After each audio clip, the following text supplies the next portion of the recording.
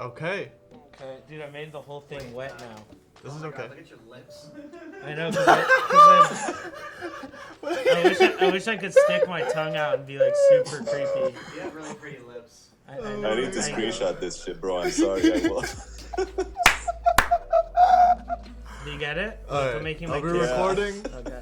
Is the red button? Does the flashing red mean recording? Dude, oh my god, it's like super wet. All right, from the cool. pages. Okay. All right, everyone. That was your intro. We have AF from DEADPXLZ on with us. I'm very excited to have him.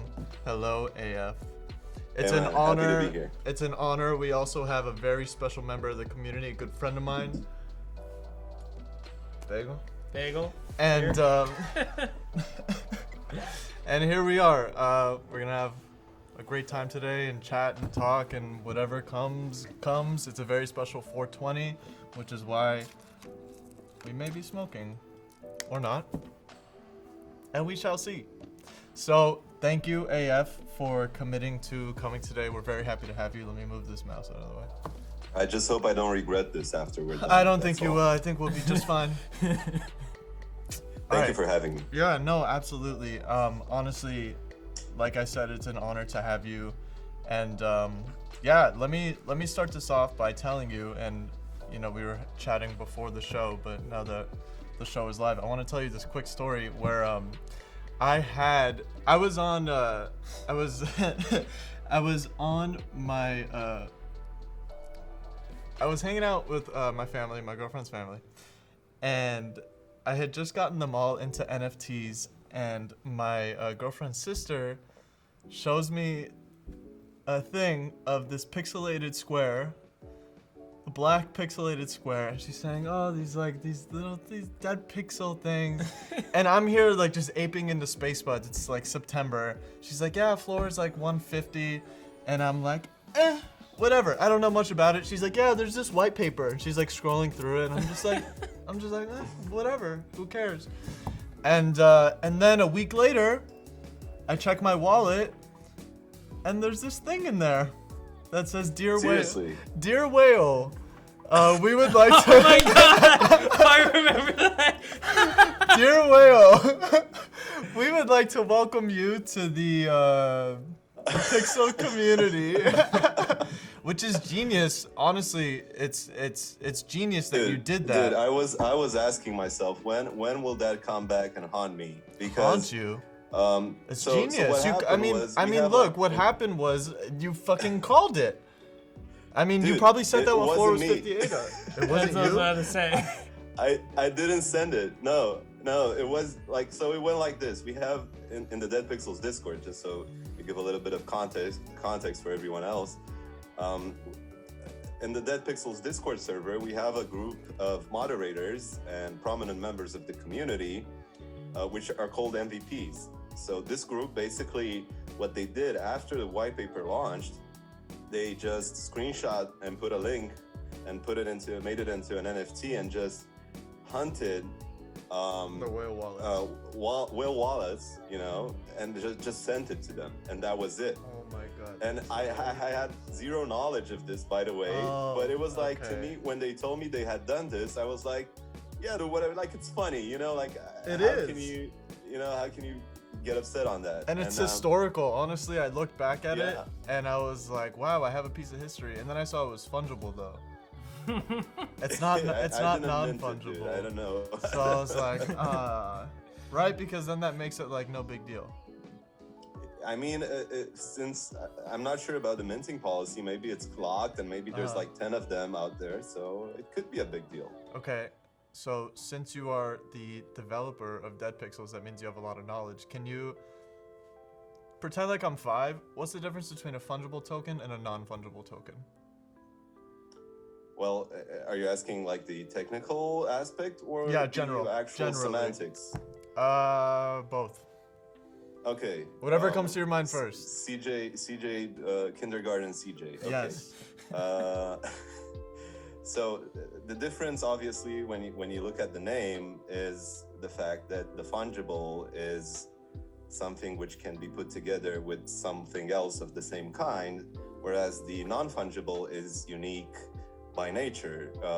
And as an example, fungible, like I don't know, the money in your wallet is fungible because they can be lumped together to represent a value, whereas your home is non-fungible because it cannot be used as together with another home in a transaction.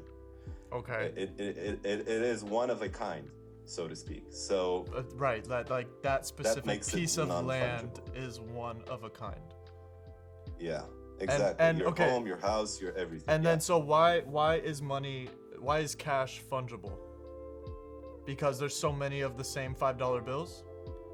It doesn't matter which one you have. Like, Yeah. if you get it, even though like something which money has and crypto doesn't have is serial numbers. So you could look at money from a perspective where you could say this $1 bill is unique because it has a unique serial number. Got it.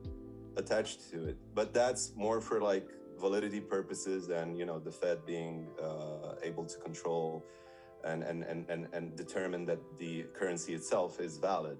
They probably keep a ledger of their own with all the serial numbers. Whereas in crypto, you don't get, like, each ADA doesn't have its own serial number attached to it.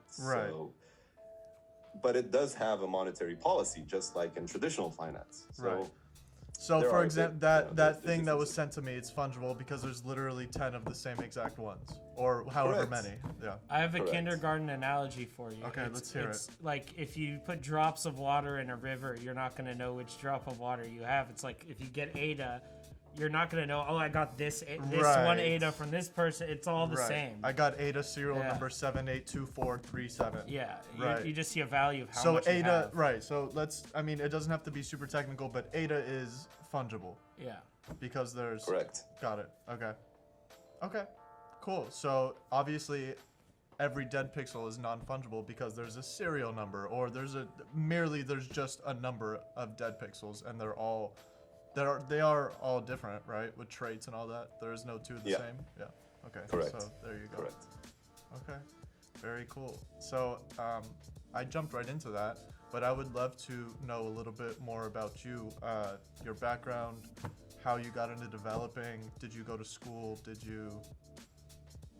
Okay, so I've been doing freelance web stuff in terms of both design, development, UI, UX, and so on ever since I was in high school.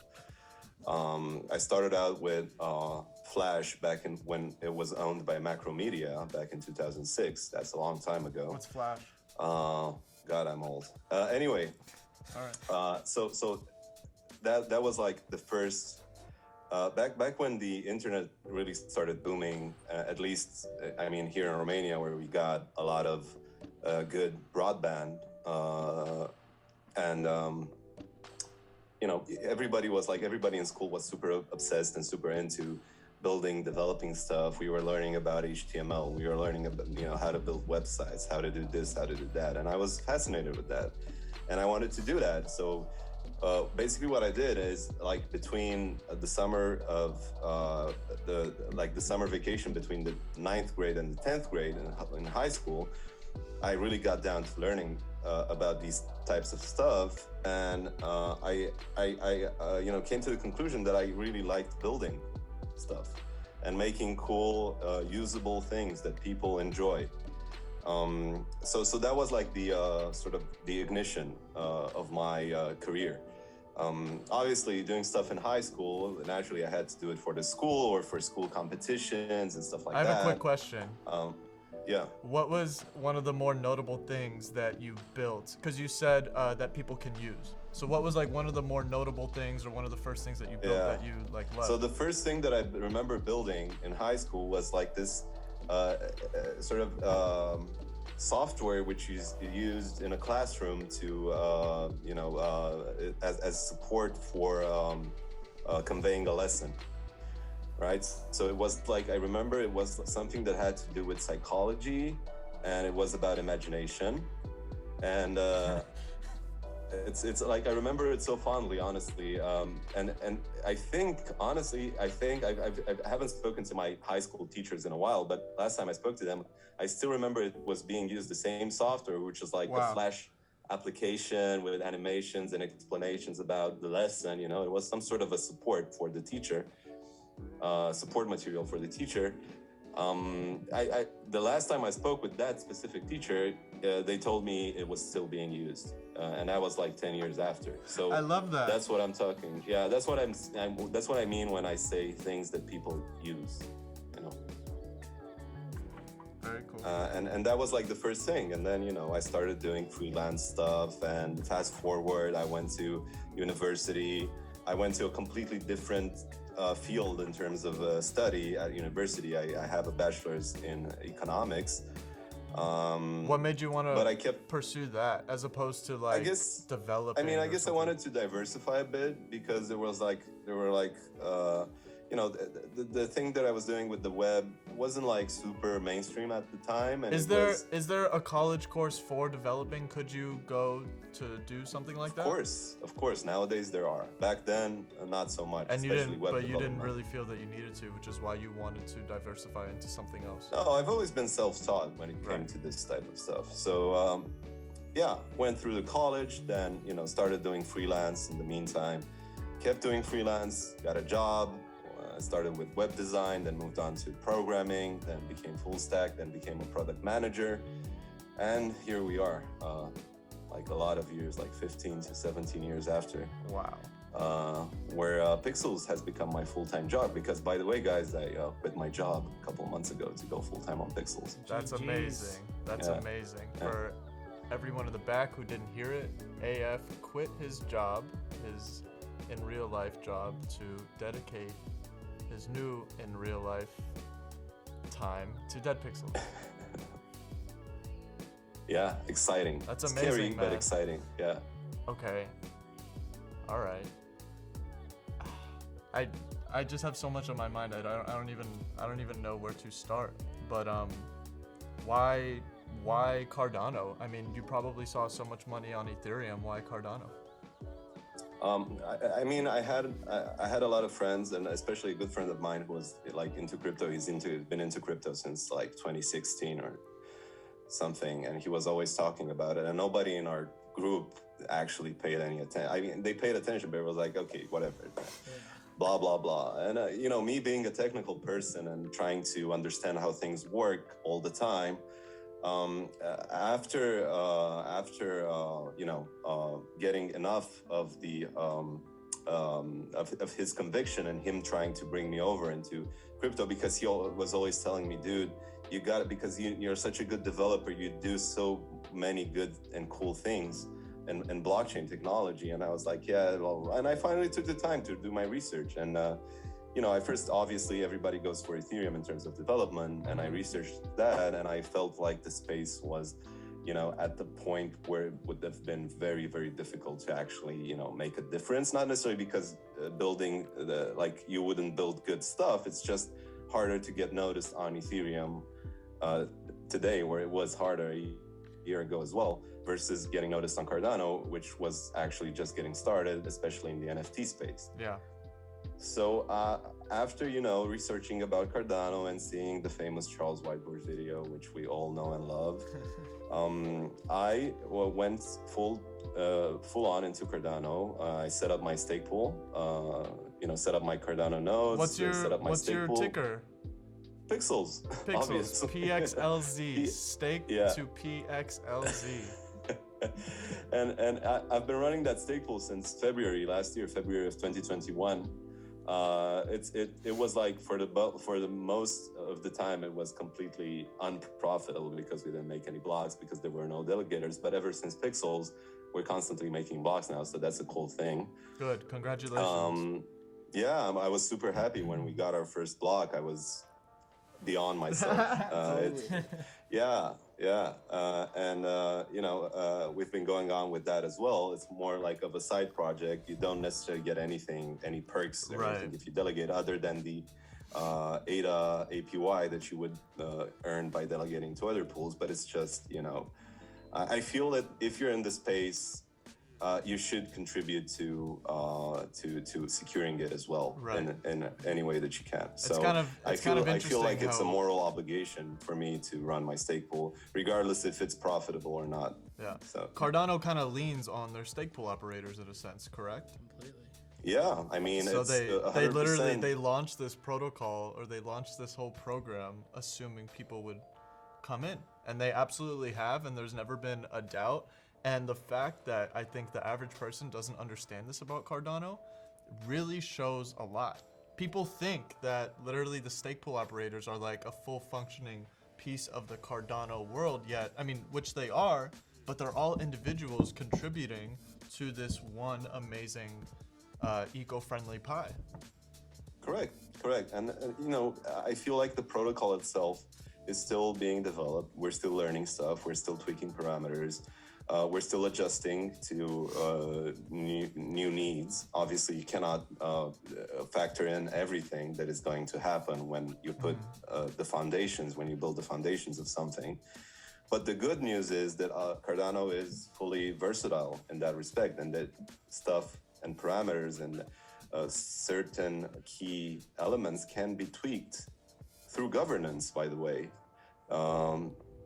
so that they can accommodate a growing ecosystem. And that's very cool about this blockchain. And I feel like that there's very few blockchains which fulfill both needs. One, security through many stake pool operators, or many validators, as we call them in crypto, which Cardano has like north of 3,000 right now, which is a lot. Crazy. They don't even need that many, correct?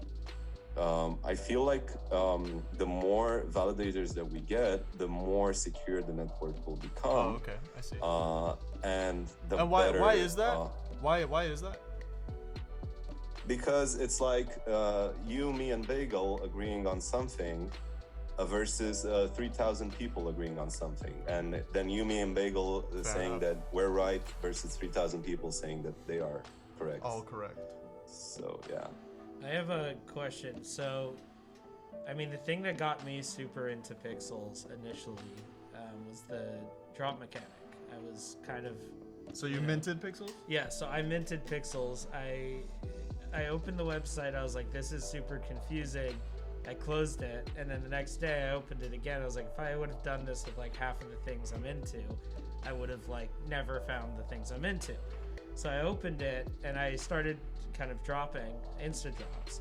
And the first one I just dropped like with aimlessly, and I got like a top knot or something, which was my first pixel. And then I was like, oh my god, I get this. This is fucking cool. And I kind of took like my, I guess, like experience with retail stuff, and I was like, this could be completely applicable to retail sort of drops for exclusive items, etc., etc. And the drop itself was just so like absolutely engulfing and transfixing that I kind of stayed on the computer. I found myself on the computer for hours and hours Sucked and hours. in. Yeah, completely. Right. But by the last season, I was just absolutely like not. I would actually. I had to sleep on the couch because my lady was like, I can't hear these dings like throughout the entire night. She's like, if you're Okay, gonna question. Where? Okay, everyone knows ding. Where did ding come from? What is this ding? It's a funny story. One of my friends is like a very good friend of mine, not the crypto dude, but another dude. He's also into crypto anyway. They're like, we've known each other since we were like in 5th grade.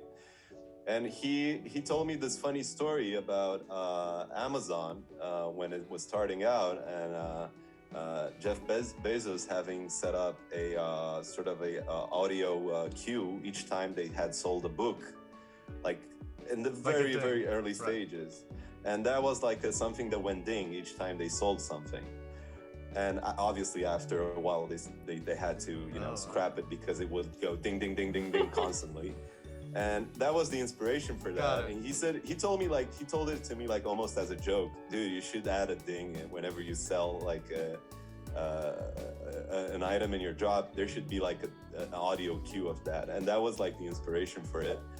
And obviously, like the sound is very like the sound memory is second only to the smell memory, to the how do you call it? I'm missing the word. Anyways, Vision? smell, sound, and then Audio? sight. Sight. Yeah. So obviously that sort of sound kind of burned into the eardrums of everybody who participated, because whenever you heard it ding, you would got excited because the chain in the drop would advance towards maybe something that you would want to get. And it kind of created like sort of a Pavlovian instinct in me as well. You know, each time I hear the ding, I was like on that drop 24/7, you know, watching it, making all sure that everything was okay. 10,000 of them? Yeah, everything. And I was like, each time that I hear the ding, I'm like, you know, it's seriously, it's like, well, from super impactful. From a user perspective, I appreciated that when I was watching the chain, I could actually tab into like other games and whatnot, and then be like, oh, the chain's moving again. And so it was like super useful. It allowed me to not just, you know, have my eyes bleed for hours while I stared at this chain. Do we have like in season 1? Do we have this sound on tap somewhere? Can you play it? There's an NFT of the sound. And can you play it for us? Yeah. I'm not sure. Let me find it. All right. Well, cool. Actually, what we did was create a anniversary edition after season 2 sold out, which was the final season of DEADPXLZ. I went on and created a Ding NFT, and it's basically the sound, and it's just that. And what it does is basically just when you click it, it plays the sound from the drop. There's no actual utility in this NFT, and just that. And I made it like a free mint. Basically, anybody could go in and mint for a limited amount of time. And that was it. So yeah, people just minted. I think they minted about, I don't know, like 100 of them or something, or 200 of them, because it was like a 24-hour limited mint, and it cost 10 ADA or something. Yep. And yeah, that was it. I'm just trying to find one. I'll keep looking. I want to argue with you that there was utility to the ding. I called like all my friends who dropped instas on the chain, and I would just FaceTime them and then start clicking the ding. They're like, oh my god, there's another pixel chain, and they'd rush to their computer because that sound, like you said, it's like so nostalgic even right after the drop. Where I heard that sound, and now it's a bit better because I've been trained to kind of correlate it to the marketplace. But earlier on, I would get that sound, and I'd just get like a rush of dopamine. 100%. And yeah, just like that Discord sound. It's the opposite of that. Discord sound just makes you want to rip your computer in half. Exactly. Yeah, no, it's super addictive. It's super relatable, and it's obviously relatable to the people who participated. Yeah. In the drop, and the I was OGs. like, people should get like some sort of a some sort of a remembrance or a token of like a souvenir for being in that drop, and for like it was like how much did the final drop take, Bagel? It was like 5 days. It was a while. Or 6? No, it was like 8 days actually, and it was 8 days, and it was the reason it went slower, or more, slower than the other ones, was because people were actually like learning the mechanics, and so the majority of the users were actually holding out for rares. And so I think there was probably a lot more users. I remember the metrics about how many instas were purchased, but there was probably more users, but the chain moved more slowly until we got Bro in the mix. But it was I think people kind of got how to play the game. So the minting process was a game. Is that correct? Yeah, more or less. I mean, it was a gamified drop. I wouldn't necessarily call it a full game. Yeah. Right. Understood. Yeah. So can one of you or both explain it to me like I'm 5? Okay, so let me tell you the full story first. So how it went down, it was like this. I was about to mint pixels. We started. I started like the first drop. GG's Bagel. Wait, let's see him do it through the pixel. I'll do while AF explains the story. Hotboxing the pixel. Advanced filtration system. Oh Okay. my goodness. Okay, so Alright. what happened was I didn't want to do like the full 10K. First of all, I didn't think I would sell the full 10K So to modest. begin with. No, honestly. And I did like the first drop was 300 pixels, and then the second drop was 3,000, and then the last drop was the rest of them. So wait, 300, they- 1,000, and then No, 8,700? 300, 3,000, and then the rest. And then 60s, whatever. Yeah. Fucking math. Yeah. And both all three of these drops shared something which I wanted to implement from the get-go, because in terms of like user experience, I have a few principles. I didn't necessarily agree with. I don't have anything against them. Personally, for me, I didn't necessarily agree with them. I didn't want to put up a product where you would blindly send ADA to somewhere and then expect something to come back to your wallet. And why is that? Is that just because you are built differently? We don't like to just send transactions to. No, I mean, to people things 'cause will it's keep boring? on doing that, and it's fine. There's nothing wrong with it. But I wanted to emulate an experience where somebody There it goes is. into a shop and sees the object that they're paying the money for, and if they want to get it, then they get it. Well, obviously, with the drop, a lot of people wanted to get specific NFTs. A lot of people wanted to get the rarest ones. So imagine like, I don't know, Black Friday at a shopping mall in the States. Basically, that's what it was. People sniping stuff, and just, there were like, after people figured it out, because in the last season of the drop, the one with 6,000K plus, what happened was it was back in August or September. It was mid-September. And in mid-September, there was a lot of new volume and new people coming into the Cardano NFT space, and everybody was aping into everything. So what happened with that I drop remember is that half of time. it sold out in like the first 2 hours, because people were like, it was like insane. There's YouTube videos of it. It went like crazy. It just didn't stop. It zipped through like instantly. And then after those 2 hours, things started toning down because people started catching on that this isn't your regular drop. You need to strategize, and you need to decide when you want to go in, because if you go in like a split second later, then you risk losing what you wanted to get. So it was more like a competition. That's why. and how often would they pop up? They were always there. They were like already displayed. Okay. Like you would see in advance what was next through the entire drop. You could see like the last item. But of the when you drop. say what was next, how long was that period? It was totally determined by the user clicking. Yeah. But didn't you mint as many as you could? So from a user's perspective, let's call it min-maxing. I min-maxed these drops. So what I did was I had, I used to have the really large 49-inch monitor. So I minimized my window, I guess for chain 2 or for season 1 actually. That's, I just had one window open, super long. So I would see all the pixels like very far out. Okay. And it was totally kind of based on experience, like when you would click. And you totally got better as you understood when you should and shouldn't click. And you could gauge this based on how rare the pixel was relative to those What times. do you mean should and shouldn't have clicked? So imagine like dominoes, but the dominoes are people clicking to try to gain a pixel. And so in theory, like, this pixel, I want pixel number 1. I just click when it's there. But everybody wants pixel Correct. number 1. Okay, so explain that piece to me. So everybody clicks like, let's say 4 or 5 pixels before pixel number 1.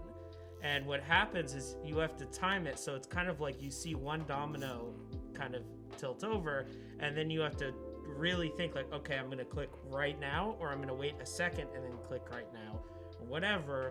Or you could really min-max it and kind of like try to write down how many pixels before you clicked when you were successful for what type and whatever, which is Okay, kind there's of a hole that I'm missing here of like where did the domino start, or from pixel to pixel? I don't understand, because from the way I'm understanding it, but I know this isn't how it is. The wolves and the legendaries went instantly. So Is that correct? what it would happen was, well, let's use, I guess, a wolf for an example. Alien, wolf, reptile, whatever. A wolf's a good example because legendary is a bit different because of the demand. But a wolf, basically, let's say we were 8 pixels behind a wolf in the chain. You would behind. Yes, Explain behind. what behind So means. each pixel is like, we can throw up a example of it on the YouTube, but each pixel is a, kind of like a domino, but you want a specific domino.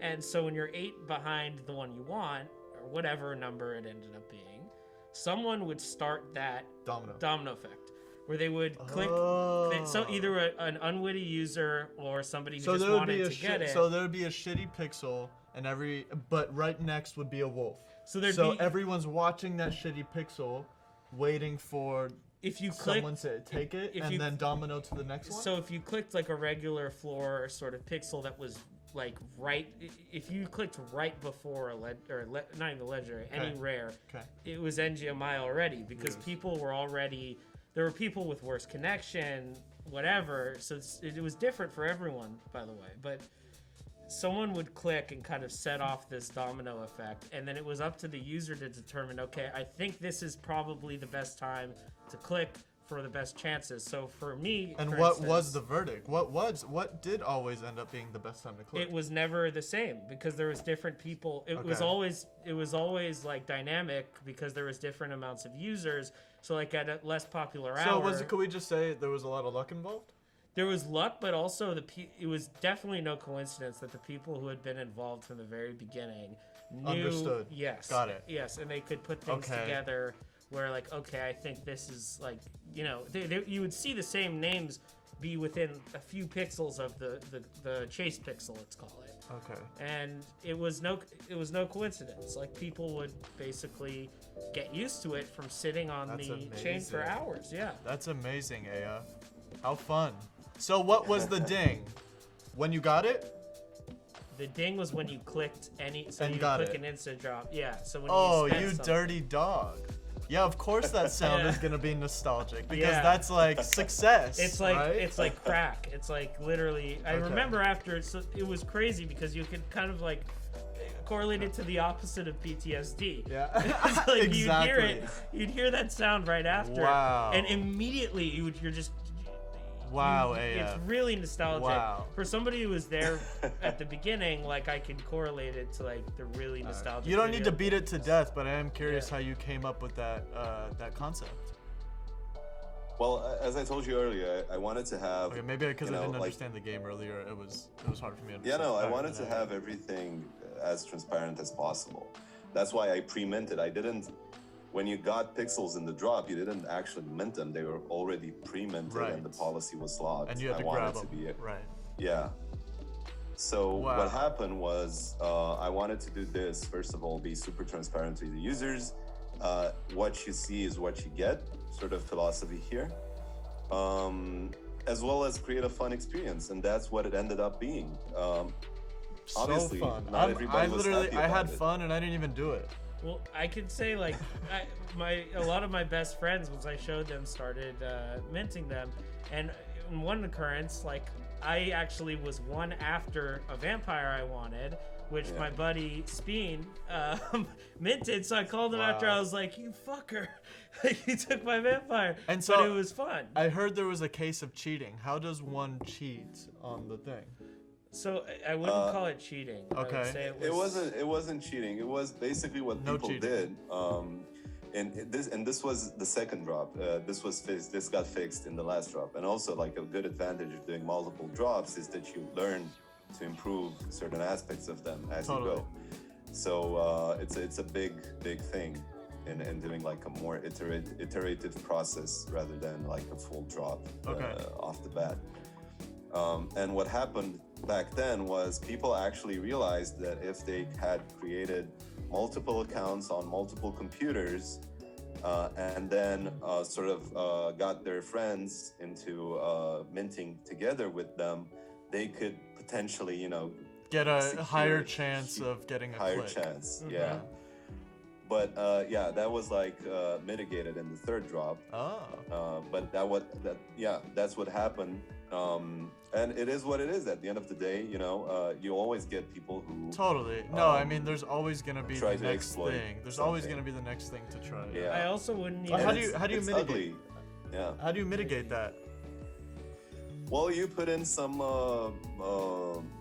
programming magic where you basically tell the system to put in some sort of a timeout between repetitive mint commands. And then people, like, if you give them like a half of a second between clicks, a normal user would not notice, because clicking takes around 300 to 500 milliseconds. Whereas like somebody who scripted this action would notice, obviously, and then, you know, you just bring them at the same level with everybody else who's clicking, and then nobody's cheating anymore. And that's it. Amazing. Yeah. What were you gonna say? I was just saying, in the last season as well, it was, since there was 3 chains, it was a lot more strategic as to what chain you would attack. And so there's definitely like an element of strategy to kind of like gauging which chain would probably have the most action and avoiding that one, because your chances are lower. I'm so jealous. It was fun. I wish. I want to say you was didn't miss involved. out on anything, but you missed out on so much. 100%. Fucking sounds like it. It was like one of the Oh best my game. God. I know it really wasn't a game. It was a gamified drop. And this is unbelievable. But, yeah. How people just must be so short-sighted, or they just don't do research. But how do people not see what you did, and then at least get inspired by it and at least emulate it, or create a different kind of fun drop? How has no one else done something this cool? I think people. It's not. I don't. From what you've told When I say me, people, I mean creators. It doesn't. You can go into this, but it doesn't seem very easy to do. So, I have a. But a just because it's philosophy which it's not picked up. easy, I mean, doesn't mean that like no one, like, people should be doing this. You shouldn't, if you're not willing to go all in and hire, or at least learn how to fully embrace everything about your project, then I question why you are building this NFT project. That's where I am nowadays on any NFT project I buy into. At least, you know, the majority of them. I do have OG, you know, people that I support, but, you know, I think if you're gonna introduce something, it's all about the first impression, right? That is one hell of a first impression. And I don't understand how no one else has understood that and at least put some effort to have some fun with their minting process. I feel like I don't want to bash on other projects and stuff like that, because it's not necessarily Correct. my And it style, makes and it that's sound like that's what I just did. But I mean, at the end of the day, I mean, what I'm saying is kind of factual. Like, how do you not at least do something semi-cool, at least for like your OG thing? Right, I mean, like, for example, like Clay at this point has had 50,000 mints.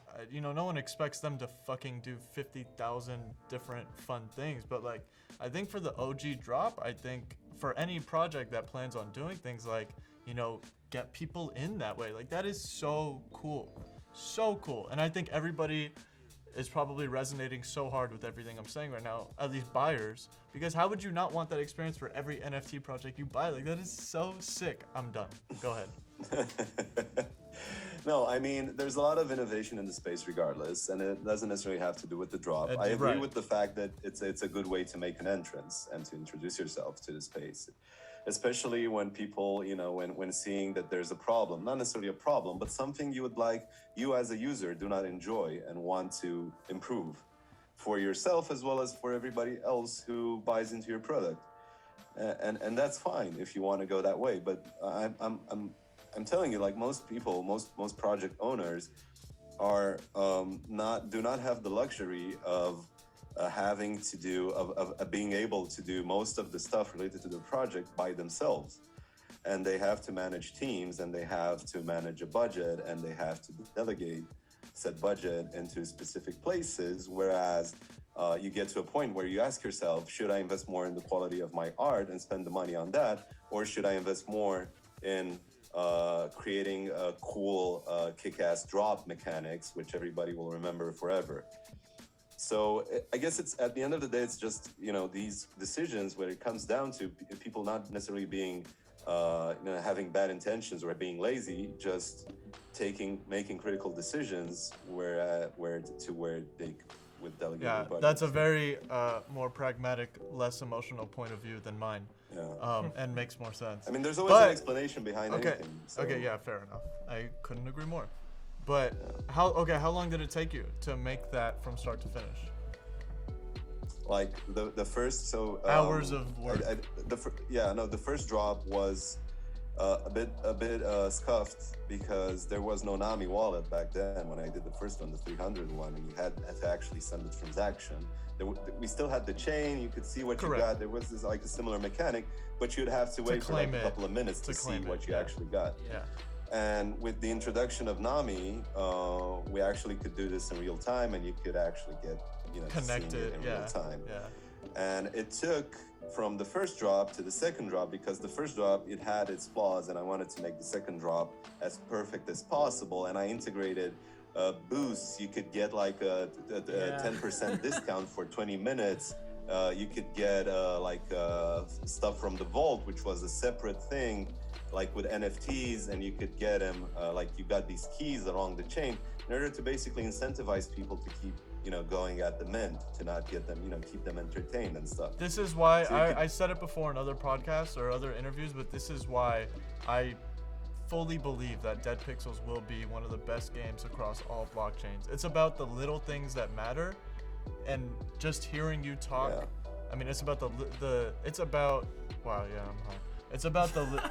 the little things, the little details, right? And when you're talking about little things like that and power-ups and nostalgic dings, I mean, you get it. In my opinion, you get it. And anything's possible, and what I'm saying could be, right out of my ass or whatever.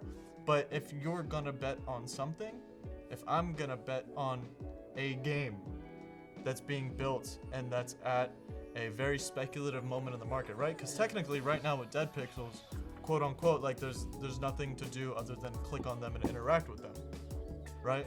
Quote unquote. I mean, what else can you do? You put them on your. I mean, you put about to be there is the upcoming staking program. Yeah. And, no, we're doing there's so much upcoming. Coin and right, stuff, but I'm so, saying anyone who's talking about what they're going to do, if I'm gonna bet on someone, it's gonna be you, because of all this that I'm hearing. And yes, of course, I just want to say it. There's fucking staking, governance token coming. You're gonna be rewarded for staking the game, everything. So like the other thing is, the other reason, I guess, I'm not gonna like show the project, but what I will say is what I saw as a user, and full disclosure, I'm an MVP and whatnot, so take it with a grain of salt, I guess. But what I saw is like, I mean, knowing you as a person, AF, but also just knowing, if I didn't know you, it would be evident that you were rolling things out to improve the project that were never promised. They were beyond, and they never needed to be. And now people trust it. But like there was things that basically, there's consistent development across the board.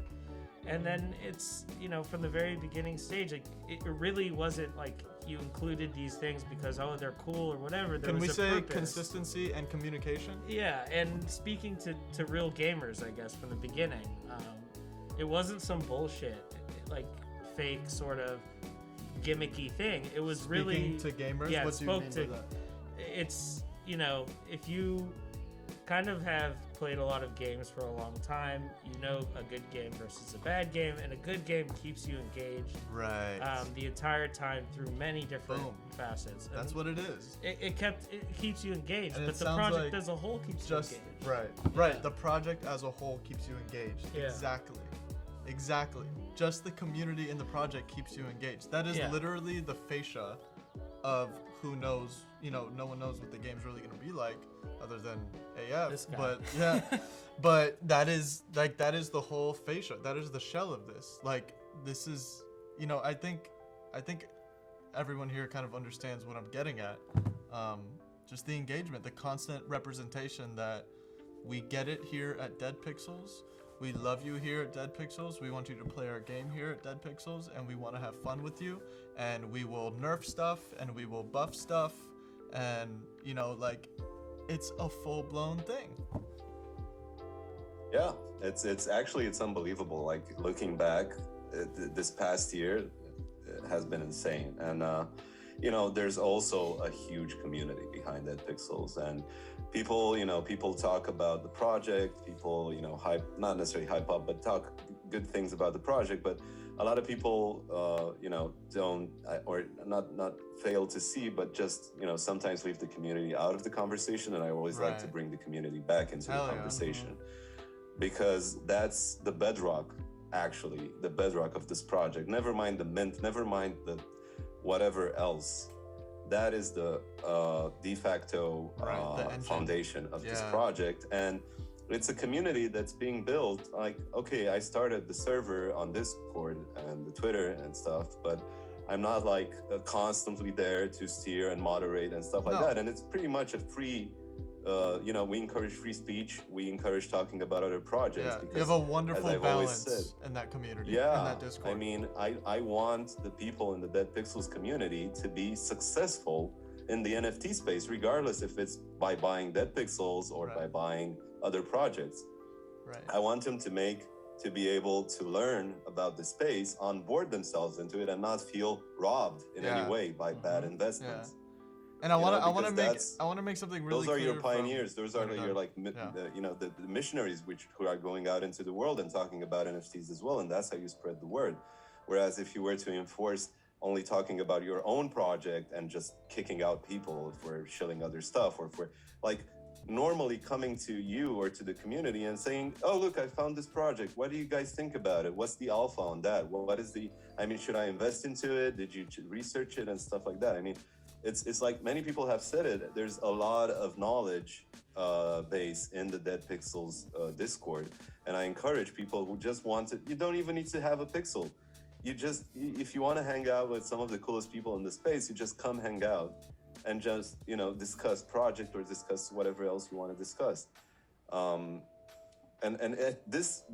fun thing about this is that it built itself with the minimum amount of intervention on my behalf. And that's what I'm proud of. The things that I'm most proud of.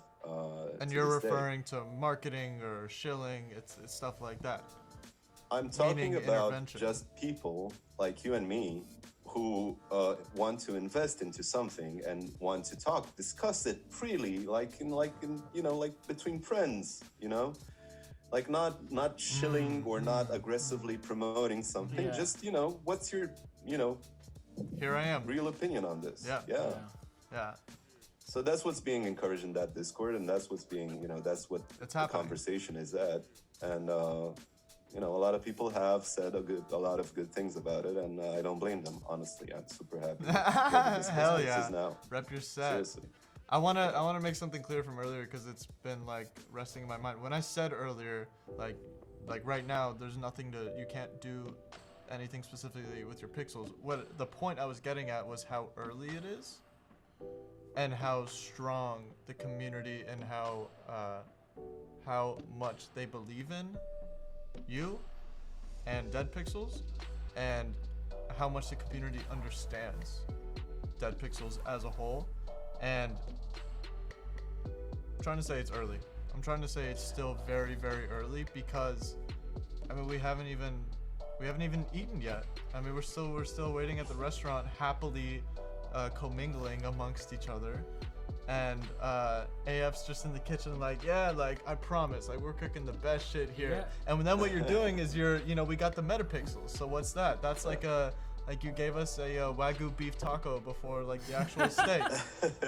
So you're still feeding us constantly in a way of hey guys, I'm still here, love you guys, Here's I don't want you to go hungry by any means. And we're not. It's not exactly. And I also don't want you to gorge on whatever is the main course, because you were so hungry before. So everything should be taken with measure, in my opinion. And you're saying don't put anything on a pedestal or right. Right. Exactly. I mean, and I've been super transparent about the development of this project, and I'm, Right. you know, every now and then I go into the Discord and just talk to people just like I'm talking to you right now. And you know, just get the vibe, ask them how are they doing, what's up, well, you know, What's the the overall sentiment check? energy of the place and stuff. And besides that, you know, there's always the active ongoing development of the project, which we've talked about the past and present, and I'm hopefully we're steering the conversation into a place where we're going to talk about the future of the project and what's to come. And Absolutely. where we're going to talk about the near future of the project and the distant future of the project as well. By the way, there's a lot of information available on this if you go to the website, which is pixels.org, and I'm sure Read the CJ white paper. will leave the link down in the description. 100%. To the Pixels white paper and the tokenomics. Absolutely. Yeah, let's shift this conversation into let's talk about what we came for, the dead pixels. The dead pixels. Yeah. Okay, so Pixels. Dead pixels. the future of this project is basically going to, and you've mentioned it before in this interview, you talked about a game. This is the, I don't know, the golden goal of the project is to come out with a game which is play to earn, PvP game, with certain aspects that don't necessarily have to do with either play to earn or PvP, but we're going to talk about those later. So the main core of the game is creating a player versus player play to earn game on the Cardano blockchain, where users get rewarded for winning matches against other real users in ADA, not some other governance or utility coin, native token. We also have that, but that's for a different purpose, and we're going to talk about it in a second. Now, you get rewarded with ADA.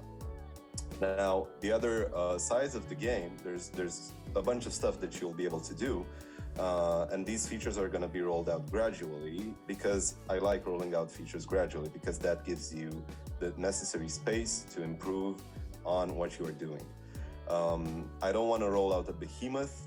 I just want to, you know, and it also helps you scale better, because right now, like, the user base on Discord, on DEADPXLZ, is like pretty low. It's like, I don't know, 13,000 people there compared to other projects.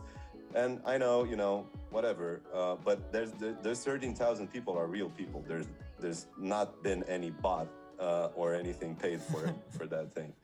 And you can see that on the engagements, and you can see that on the Twitter as well, and you can see it, you know, in the comments and the likes and the shares and so on. Absolutely. Anyways, I digress. I'm with you.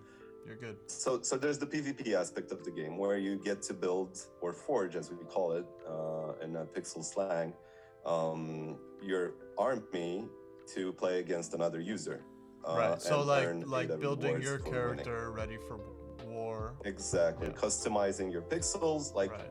forged pixels. These are going to be forged pixels. They're different from the Genesis collection and the Metapixels collection.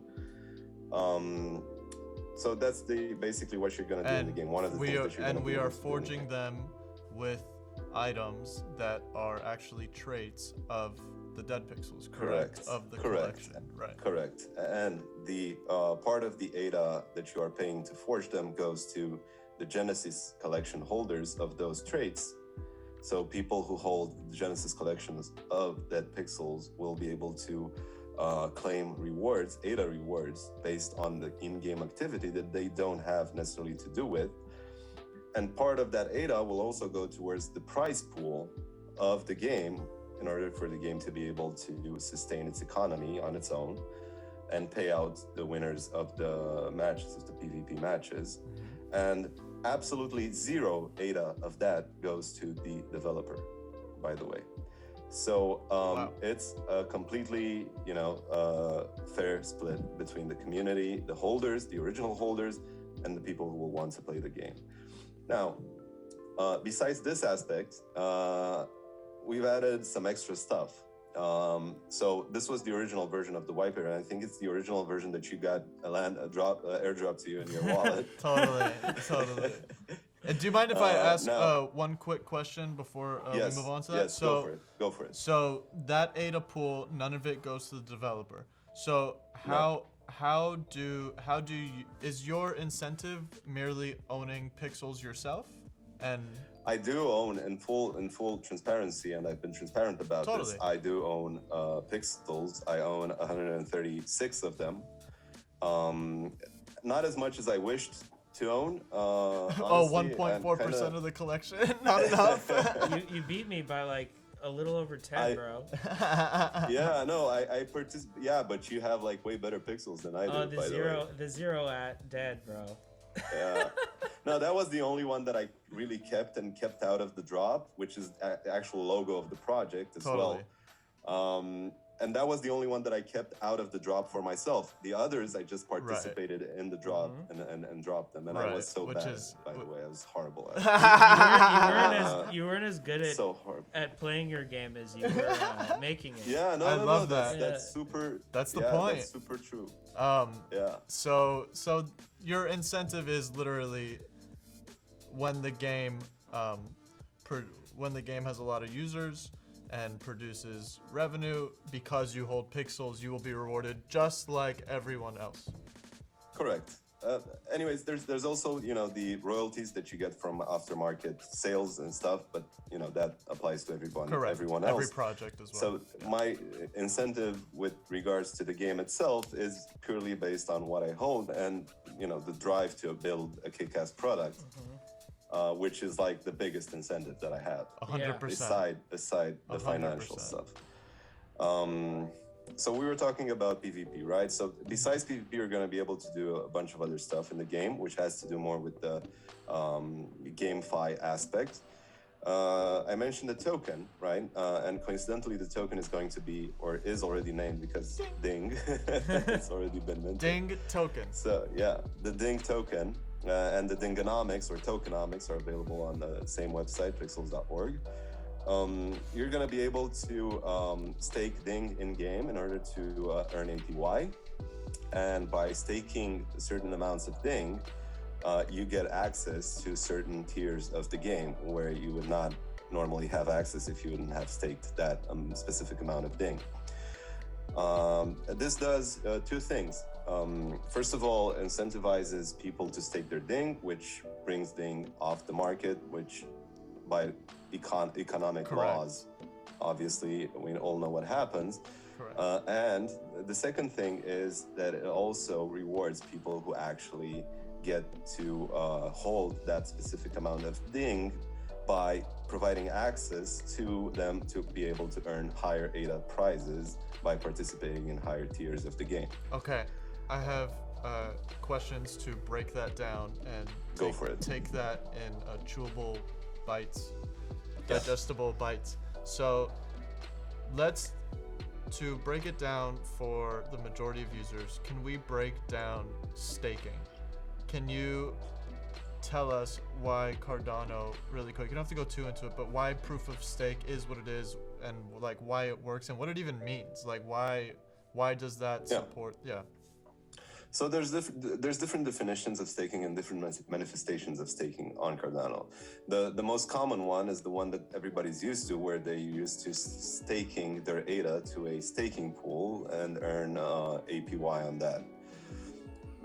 That by no means makes your ADA unavailable to you. So for example, if you staked to a specific pool, let's say the Pixels pool, your ADA is always available to you. You can always withdraw it whenever you like. It's not locked in any way. It's not blocked. Correct. Your rewards get deducted at each 5 days with what we call an epoch in Cardano.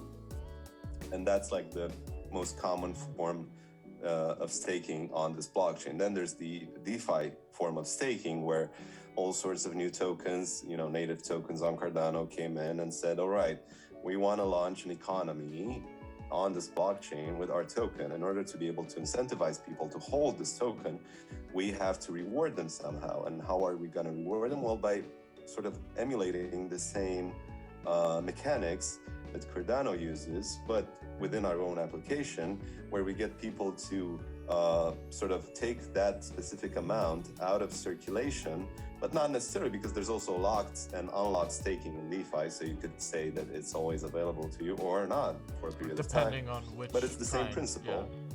and then you earn APY on that in the form of that specific token or some other token or anything else based on the project.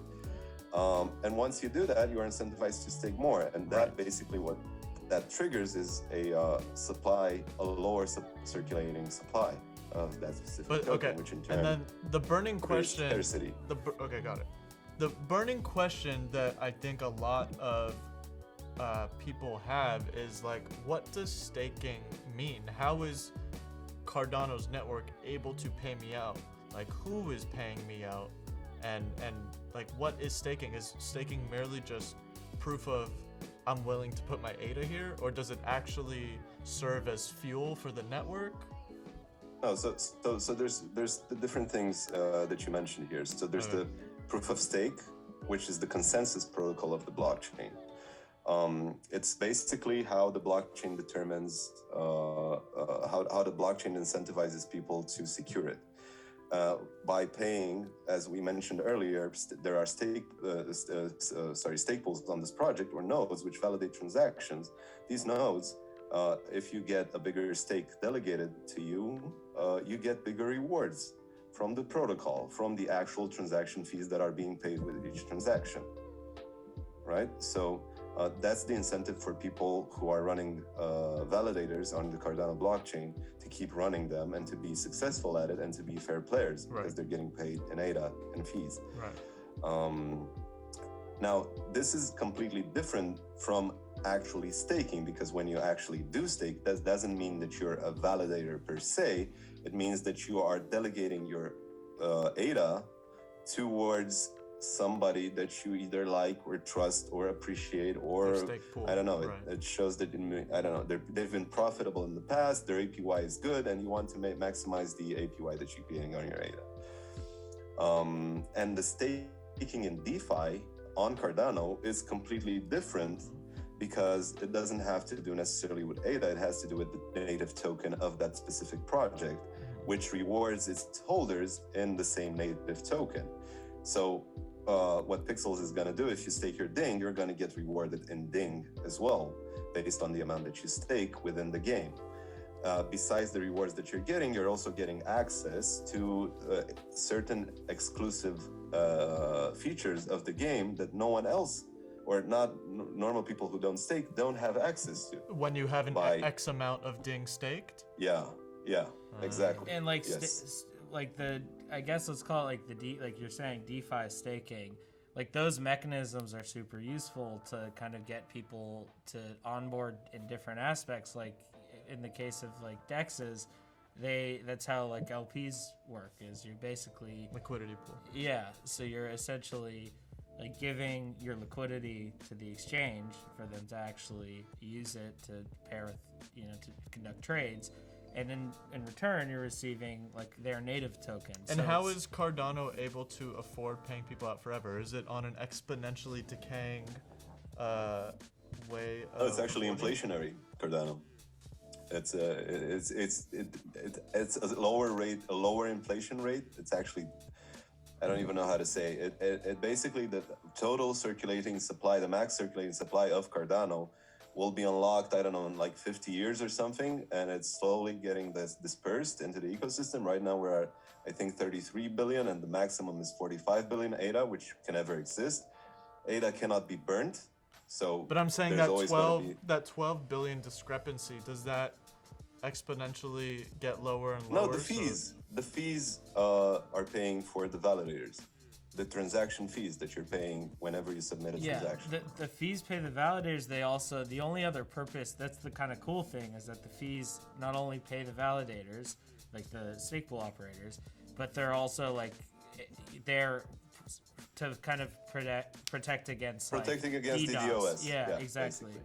Against spamming the blockchain with useless transactions. So in theory, like, you wouldn't need them if you didn't need to compensate everyone. I mean, the same applies for, whenever you send an NFT on Cardano, you need to send it alongside with some ADA. Which 0.12, which we call the minimum ADA amount required to send that specific NFT. And that's also to prevent DDoS, because if there were zero ADA required, then I would mint a gazillion NFTs and just keep the network under heavy load at all times with zero cost. So yeah. Okay, it's a so security wait, so measure the as well. the fees pay the delegator, the stake pool operators? Yeah. As well as the delegators, obviously. So the Because stake then it pool, gets the dispersed. stake pool right. receives that exactly. Right. The way that it works is the stake pool receives a specific reward, And which then it then every 5 distributes between the delegators. And so where does that proportionally. 12 billion discrepancy come in? Do the stake pool operators also get rewarded from that 12 billion ever so slightly every 5 days as well? I honestly don't know how that works. I've never taken the time to look into it, but I feel like it should be something like there is some sort of mechanics where it gets dispersed in the ecosystem as well, either by having it as part as the fee pool, so delegated reward pool, or as part of, I don't know, for example, people are also getting paid for voting on Cardano in Catalyst. If you vote in Catalyst, It's like a fund. you're receiving ADA. And And that ADA needs to come from somewhere. So yeah, the cool part about that too is like if ADA, theoretically goes up in price or whatnot, the governance allows people to lower the fees that are associated with transactions in like a super fluid and free manner, if there is a need for it. So if ADA was $10, the minimum fee on a TX would be a lot higher than it is now. I mean, it was higher when it was $3, but it's cool that basically it's not like a limitation like other other blockchains where it's like gas sort of thing. it's just a parameter on the blockchain and which dictates how much you spend per byte of a transaction. Thank you so much for that whole thing. I know it digressed a little or tangented off. Yeah, no, don't but worry. I'm I think happy it to helps. happy to clarify. Yeah, I think it helps understand the entire idea of Yeah. staking. All right, so back to, I think we were at, like you said, you have to have a certain amount staked of Ding to access certain forge capabilities.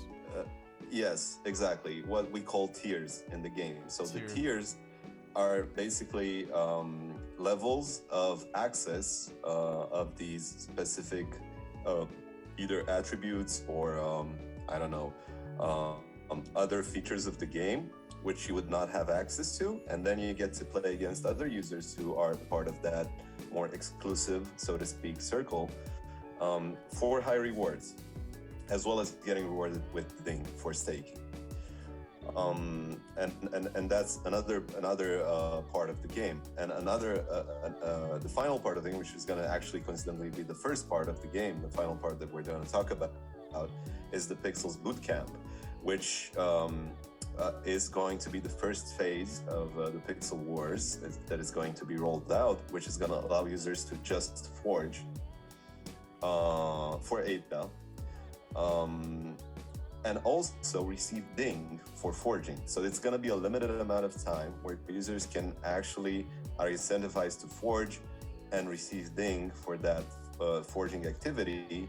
Let's say, I don't know, maybe you don't own a Pixel or a Metapixel so that you could participate in Ding staking, which we haven't talked about, but we will. I'm sure we will at some point. But anyways, users are going to be able to earn Ding based on that activity. And also the game, I wanted the game to be I don't want to have a high entry barrier into the game, at least for like the non-reward winning or non-paying part of the game. And I wanted to create a version which is free to play, and that's also going to be in the game. So cool. You don't necessarily need to pay ADA to go and play the game. You can play it for free. Whenever you create your account, you're going to get what we call skirmishes. Okay, these are skirmish matches where you go and play against other users, which also play for free, but there's no rewards involved. You just practice basically. And that's going to be a feature of the game as well. So if you want to go and test it out, see if it's your, if you're good with the game, if you like it, if it's your vibe, anything like that, you can go do it for free. I can't wait. And then decide. Yeah. I can't wait. So I want to talk really quick about you said the boot camp, you'll be able to forge with ADA and you'll receive Ding? Yeah, besides the pixels that you'll forge, which will be available to you to play When with you play. once the game comes out. Cool. you will also receive ding. Oh, for a so it's limited almost amount of like you're being rewarded for even participating, and then Exactly, you yes. get to use that pixel when the game is ready. Yeah. So yeah, it- basically this right. this fulfills two purposes. One, you start getting Ding just and gets it. onboarding people into Ding to people that aren't necessarily holders of the Genesis and Metapixels. And second purpose is bootstrapping the ADA treasury for the Pixel Wars with ADA that is going to be paid out. And at that moment, you're gonna get people rewarded as well. So Genesis holders will be rewarded even before the game actually starts, the PvP actually starts. Wow, because they will the forge will already have some or X Yeah. amount already in Yeah. there. Yeah. Right. So we'll be able to get a taste of what it feels like to be rewarded.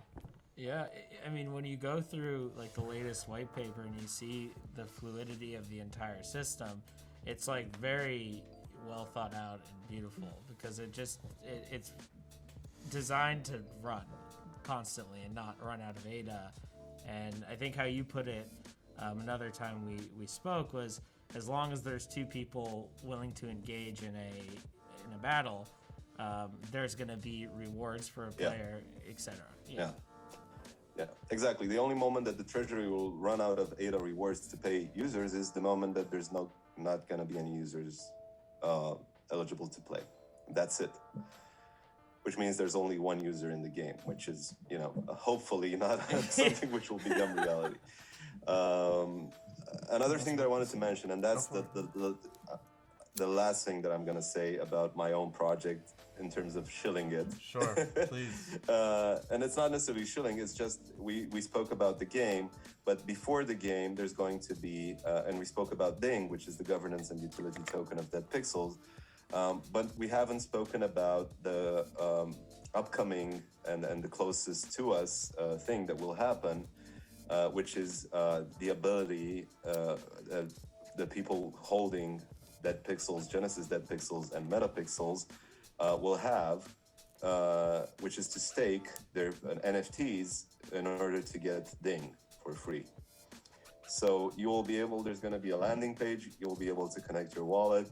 If you hold DEADPXLZ or Metapixels, you could just do a couple of clicks, stake your NFTs, and then get rewarded with Ding for a specific period of time based on how much you stake. All of these details are also announced on the website, on Discord, in the white paper and the tokenomics. If you go to the Pixel Explorer, which is the DEADPXLZ's dedicated smart contract marketplace, you're going to see how much Ding your pixel is going to make, as well as your Metapixel. So you know in advance before you actually decide if you want to buy that specific item. I saw that. How did you determine how much each pixel got?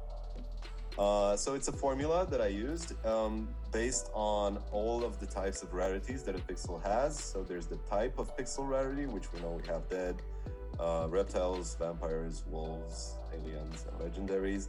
So that's the type rarity. There's the number of attribute rarity, where we have from 0 to 8 attributes. And there's the actual trait rarity. And those all mixed together sort of compile to a number, which is the number that you see on the website, which dictates the amount of things that you're going to get per specific pixel. Yeah, I saw that. So from a mechanics perspective, there's really like how many combinations are possible across all bases and all attributes? I'm sure you know roughly. Oh, I mean, like possible. I don't know. It's like I think 60 or 70,000, something like that. gotta be more. something like that. Something Yeah. like around 70,000 possible combinations in That the current configuration. Yeah. that will provide for like some seriously interesting gameplay.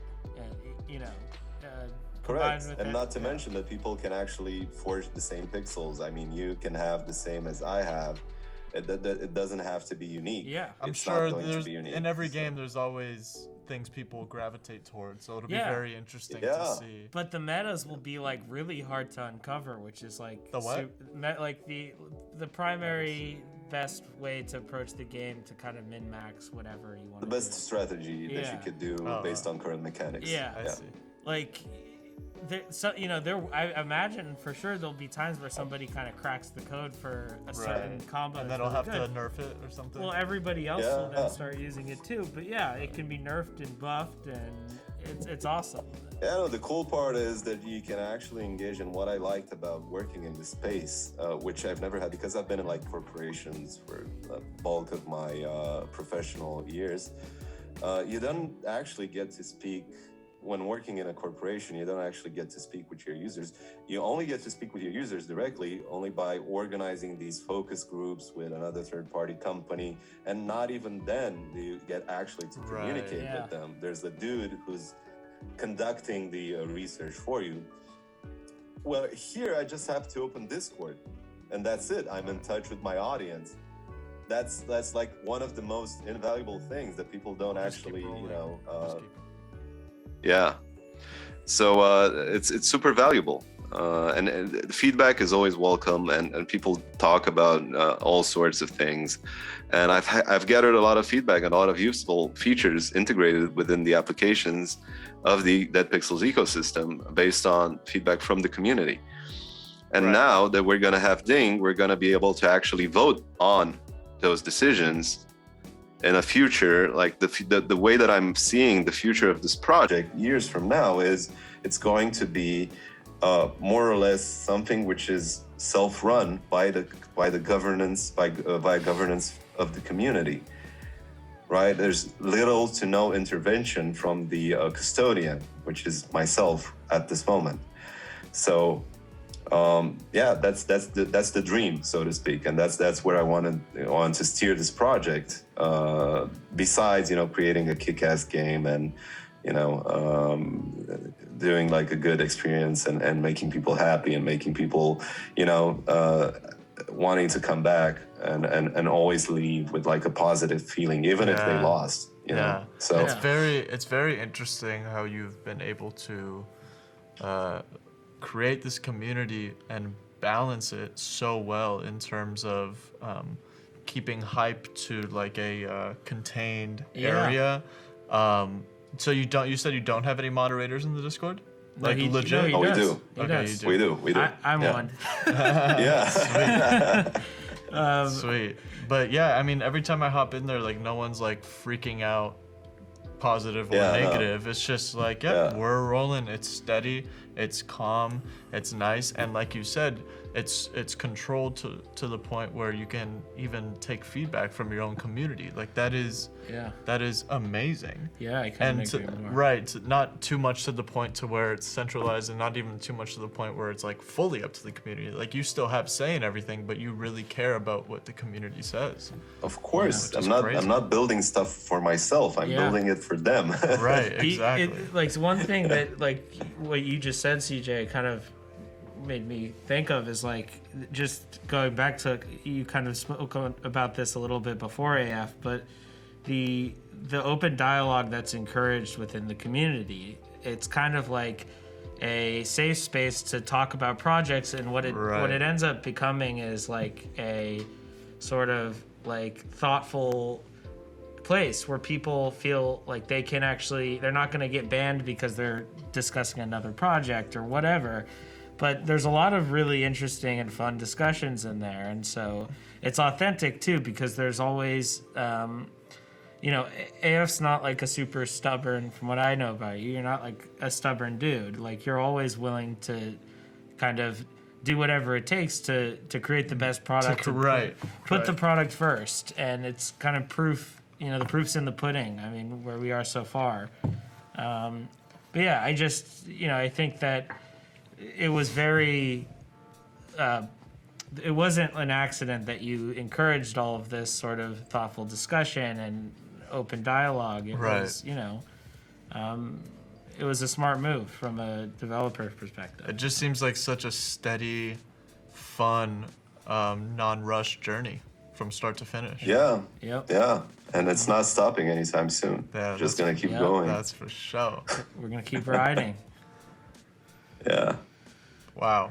Yeah, so dude, I don't know. I kept talking a lot. At some point, and I know I have like this major flaw where I just started interviewing myself after Dude, a while. honestly, not at all. I ask questions when I feel like something needs to be broken down in little pieces, and I love that. Just This keep is going. probably a good time for me to take a pixel pee. Oh, Seems go like for it.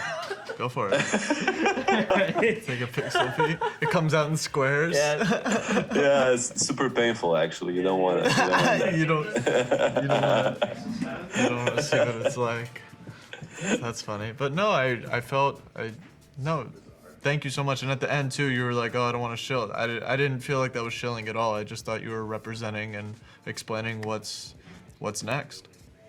Yeah, no, and I'm happy to be transparent about it. I know a lot of people don't actually know the full story, and it's a lot to talk about, and hopefully this material that you're gonna be putting out is going to help people understand. Like as you said, there's a lot of people who don't know, and it's good, it's good that you led the conversation in such a way that we got to actually explaining from the like super simple stuff to the more complex.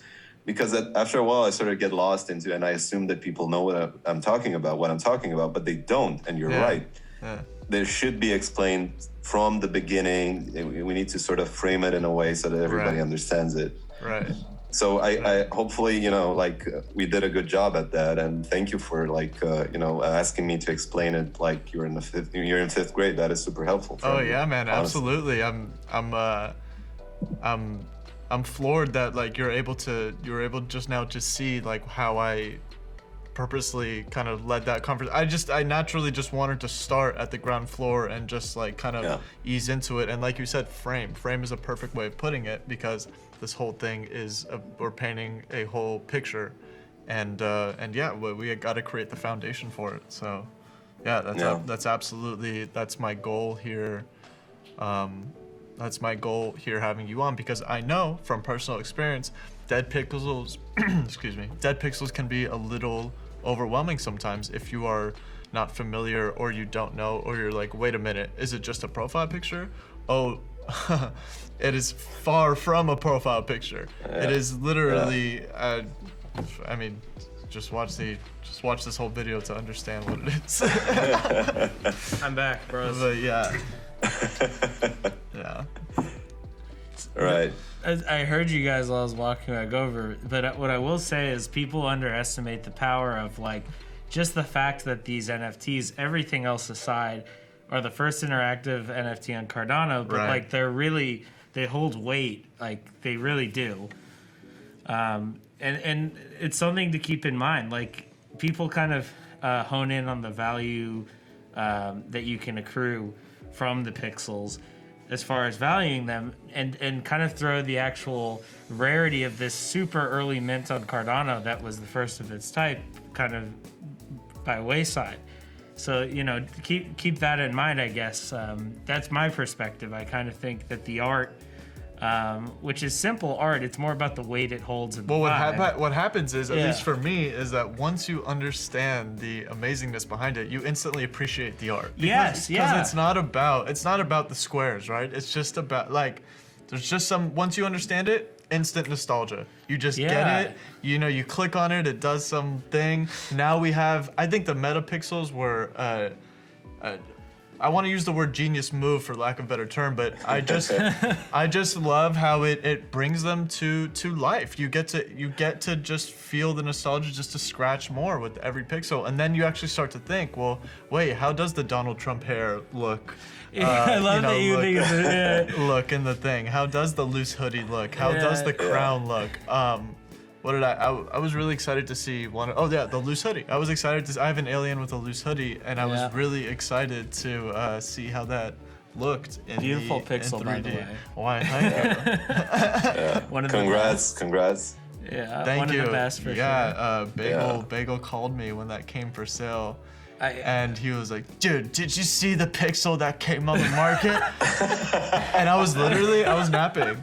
And I woke up, I was like, no, I have to buy another one of these. Like, I remember when I bought the first alien for 35,000 ADA, I was like, all right, and Bagel was in my ear yelling at me, dude, buy the pixel, you have no idea. And then, buy it. You have no idea. Just buy the pixel. This is such a good rendition. It's like 100%. You have no idea. Just fucking.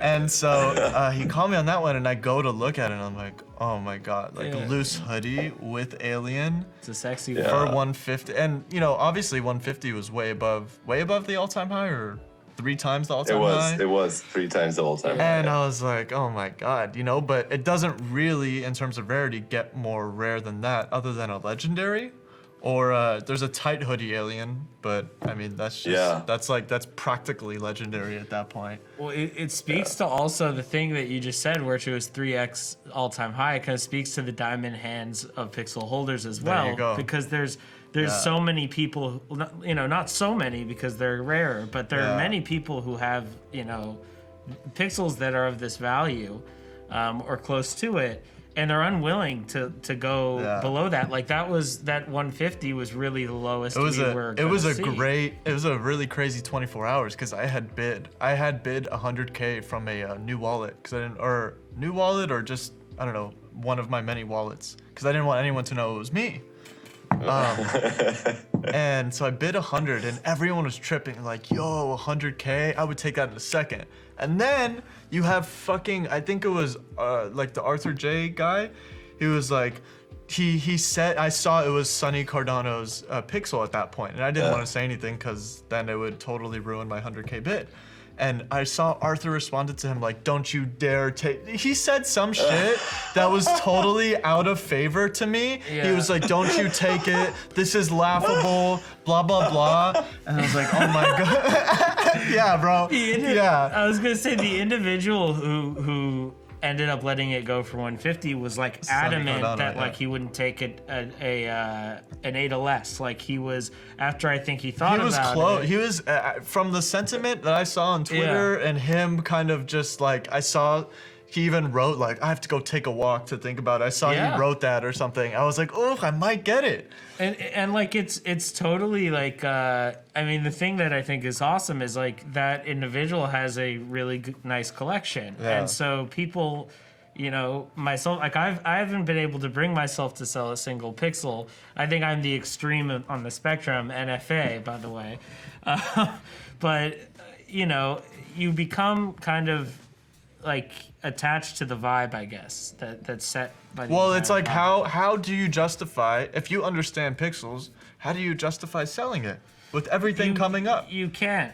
How do you justify selling a pixel? Why would you sell a pixel other than, you know, I need the money? Okay, you know, whatever. You know, I get, it's always good for like, people. What would you trade in? Well, like when people, what would you get into? What we've seen like over a long time is like people who bought pixels at the beginning and spent a lot of their bag on it, and then recouped their entire bag with like 1 pixel. Right. That's different. So it's good. It's good. Like it's awesome to see. I know AF gets really happy when he sees people that message him like, "Hey, dude, like, thanks for changing my life." Yeah, like I changed my life and I still have a shit ton of pixels left.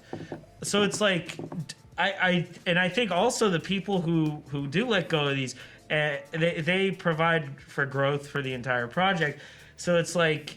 It's like I don't think anyone wants to sell a pixel because everyone who has pixels at this point kind of knows. But what's cool to see is somebody be in the green when they have like, you know, multiple pixels off of 1. It's cool. 100%. And I think there's definitely merit to that. There's merit to like either way you go about it. I think right. It's just like a very unique project if you kind of compare it to anything else. So it's it makes sense. As the story goes, he didn't take the 100K bid for like 36 hours, and then I think I heard that he was gonna delist it or something. I just bought it. I had to have it. I mean, and that's what happened. Yeah. No, that was insane. I was like, we were like, I saw the transaction come in because like you submit on my node and I can see all the transactions which are coming in before they actually get submitted to the blockchain. I mean, before they actually get confirmed on the blockchain, and I know what's what. And I saw that come in and I was like waiting like, oh my God, this guy did it, this guy, because I didn't actually see the amount in that transaction. I was like, this has to do with the alien. So it's either this owner delisting or this guy just straight up buying it, and then it just like, and I remember there was like some congestion at that point, and it seemed like forever, and I was like, everybody was like waiting and waiting and waiting, and I was like with the MVPs hanging out and watching this live, you know, as it like unfolded. It's so funny. And, you know, so when I hit buy, I was kind of nervous and scared because I thought that he was gonna delist it. So I was like, fuck it, I just gotta buy it. And what I did was I went to go get in my jacuzzi and I just like left everything for a minute, and then I came back to my phone and I saw my text flow up and I was like, all right, I got it. I think you told me like immediately, and I popped into MVPs like a few minutes before. AF check. No, I know. I was like, I have a crystal ball. Good times. I mean, so you know all the time that he was gonna get it. I didn't. Well, once I told him I hit buy, once he said probably. buy, Okay. Oh, but I maybe I asked you not to tell anyone. I didn't tell anyone until because I didn't want anyone to know that it was me. Yeah, once it was done and the TX went through, you told me, and I was like, all right, it's GG's. But I think no one else was gonna pay that. But you know, so a lot of people sometimes they say, oh, the market's bad. You know, no one's buying. And what's interesting though is that Pixel just sold for 75K just now, by the way. Oh my God, what kind? A wolf? A wolf? Ding. I'm not sure what it is. Let me look. We were talking about it just as we were talking about it. Exactly half of what I spent. A wolf, yeah. Wolf. A wolf. Sold on the marketplace? Yeah, for 75K just now. Did he took an offer, I'm guessing? Or he listed it for that? I'm not sure. I didn't follow. Wow. Yeah. Wow, amazing. Congratulations, guys. Isn't that new wolf all-time high? Yeah, ATH. All-time high. We can hit a big ding. Like, we can edit it in or something. John, we need a ding. All right, guys, on 3. 1, 2, 3. Ding. Yeah. We needed more. That's very similar to what that sounded like, by the way. I sent it to you, by the way, CJ. I sent it to you. Oh, that's right, on the chat. Sorry. Yeah. Slack that to me. We gotta celebrate the wolf sale. Yeah. We're gonna do it right now, don't you worry. Is that the chain? There it is. Yeah, so you call somebody who participated in the chain and do that, and that's exactly. Yeah, that's how the chain sounded like when 75. the drop started. What I was gonna ask you, AF, is where do you see the play to earn / GameFi space going in the next 5 years or so? Wow. What does that mean? What does that mean in the that like you asking that question, like what does that mean? Like where do you think it's going? Meaning do you think it'll have relevance? Is that what you're asking? Or Well, I know it'll have relevance in my mind. Me too. But where what do you relative to I guess free to play and traditional sort of gaming where like you have a I know what you mean. Simulated economy versus real world. So I think know. there's a lot of aspects that you can look at when you talk about blockchain gaming, and I feel that most people fail to look at one of the most important aspects, which is full and unquestionable ownership of your data. Right. So when right now in traditional gaming, when you go and you want to play a game, first of all, obviously you buy that game from wherever, and then you create an account. That account is stored on a database on a server, which belongs to the company which made the game. Hence, that account belongs to the company. It doesn't belong to you. Right. That data belongs to the company. It doesn't belong to you. Whereas in crypto gaming, and DEADPXLZ is a very good example, not to toot my own horn, it's just something that I implemented in Pixel Wars, is the fact that when you create an account in this play-to-earn game, you're going to receive what we call, or what I like to call, an account token. And this account token is an NFT which sits in your wallet, which documents your entire activity throughout the game. So it's essentially the same account that otherwise would sit on a database, on a corporate server. but Wow. now sits on a completely permissionless and distributed network. I don't think a lot of people understand that, how big that is. It is, and what's good is not Wow. only it's a huge benefit for the owner or for Wow. the user, but it's also a huge benefit for the developer. Why? Wow, wow, Because wow. it literally saves me having to develop an entire infrastructure of database and an account management system, and I can I can put all of this weight onto the Cardano blockchain. I already have a network of 3,000 computers. Why should I use it Right. to do Yeah. that? Right. And It's cool. this is just one example. And building games is difficult. Building games on blockchain is even more difficult because it's not just about saying that you built a game on a blockchain and you have NFTs in that game and stuff. The true art of actually building a game on a blockchain is integrating the game mechanics where you can and where it's compatible with the blockchain mechanics. Just like in this example that I just put out with the account token. This is a perfect use case of something which is completely centralized, not cost efficient, nothing efficient.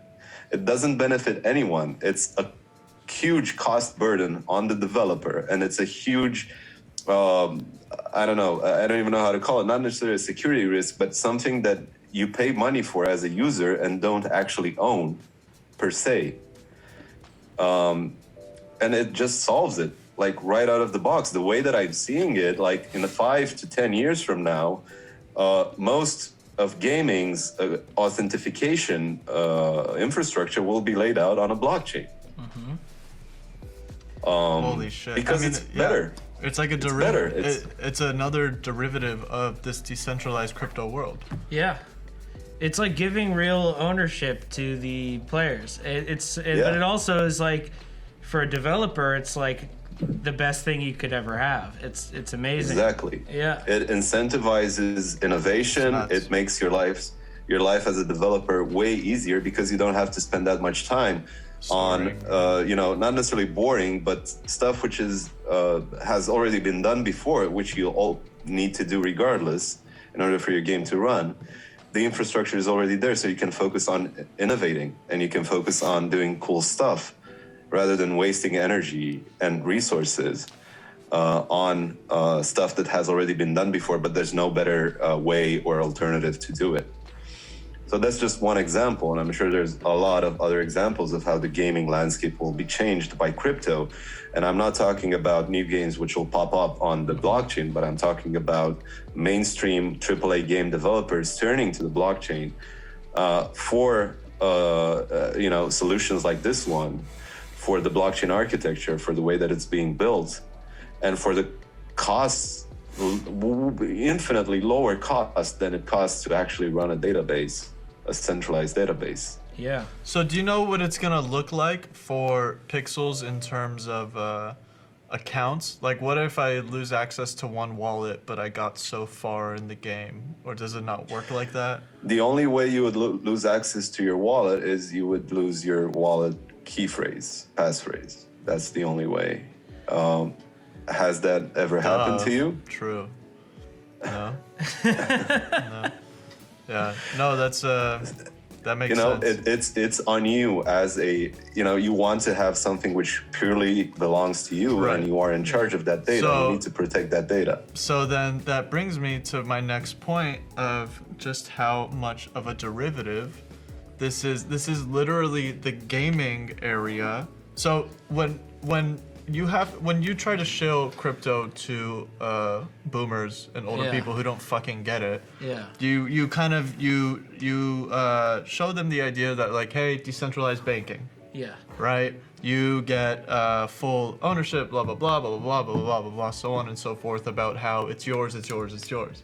And literally, this gaming area is a branch, section, whole nother realm of you don't even realize that Xbox, EA, they all have your data, just like The banks don't really have your money, I guess, when it's in the bank, right? They don't really back It's the same fucking thing. So that's why I wanted to reinforce that this is all a responsibility on the owner.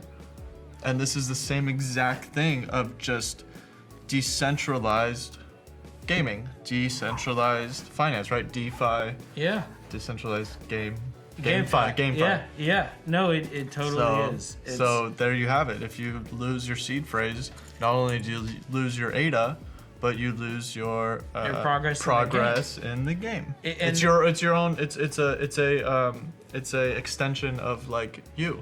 Yeah, in a sense. It's your wallet. Exactly. It's like very in line with like how cryptocurrency, like you said, works. And if you think about the extents and lengths that people will go to obtain digital items that they don't really own, and like, you know, many of these games, I mean, I'm a good example of that with the amount of time I've spent on particular games. But, you know, people will dedicate not even months or weeks or whatever, like straight years to, you know, digital items that at the end of the day they don't really own, because they're not, you know, they belong to whatever production studio or company or whatever holds that database. And with this, it's like you feel like you're actually really doing something for a purpose. And so I think you're right, AF. It's like it's a win-win on both ends of the spectrum. And then kind of a third end of the spectrum I've noticed you kind of take advantage of a lot is the Web3 way of advertising, which is just providing benefits to your community. And so you haven't done any advertising at all, from what I can see. No. But you've had growth comparable or that surpasses a lot of people that have had significant exposure. Exposure.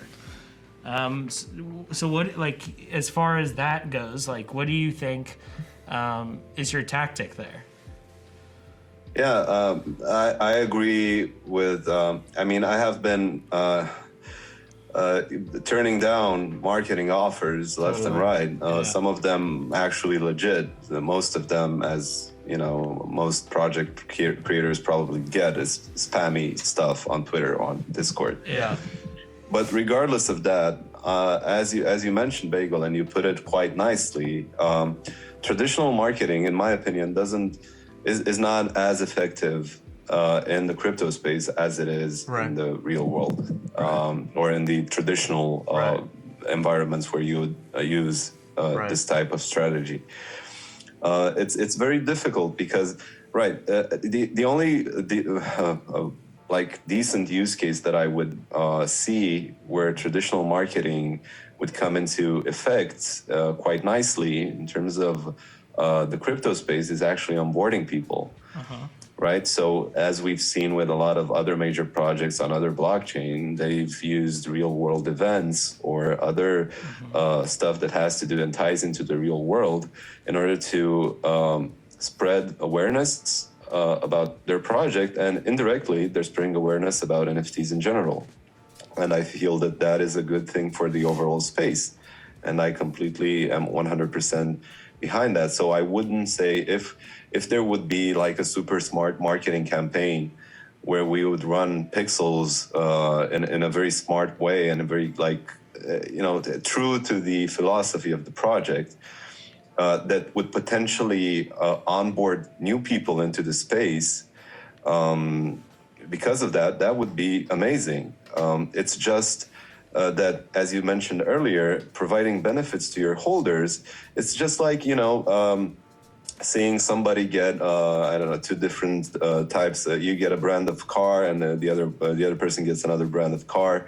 And then you got a cooler brand, and then you're getting benefits for it, or you're getting better service, or you're getting, and that's another form of advertising, which in my opinion is much more effective. And like word you of said, mouth? providing benefits. Is that what you're getting at? Word of mouth? Yeah.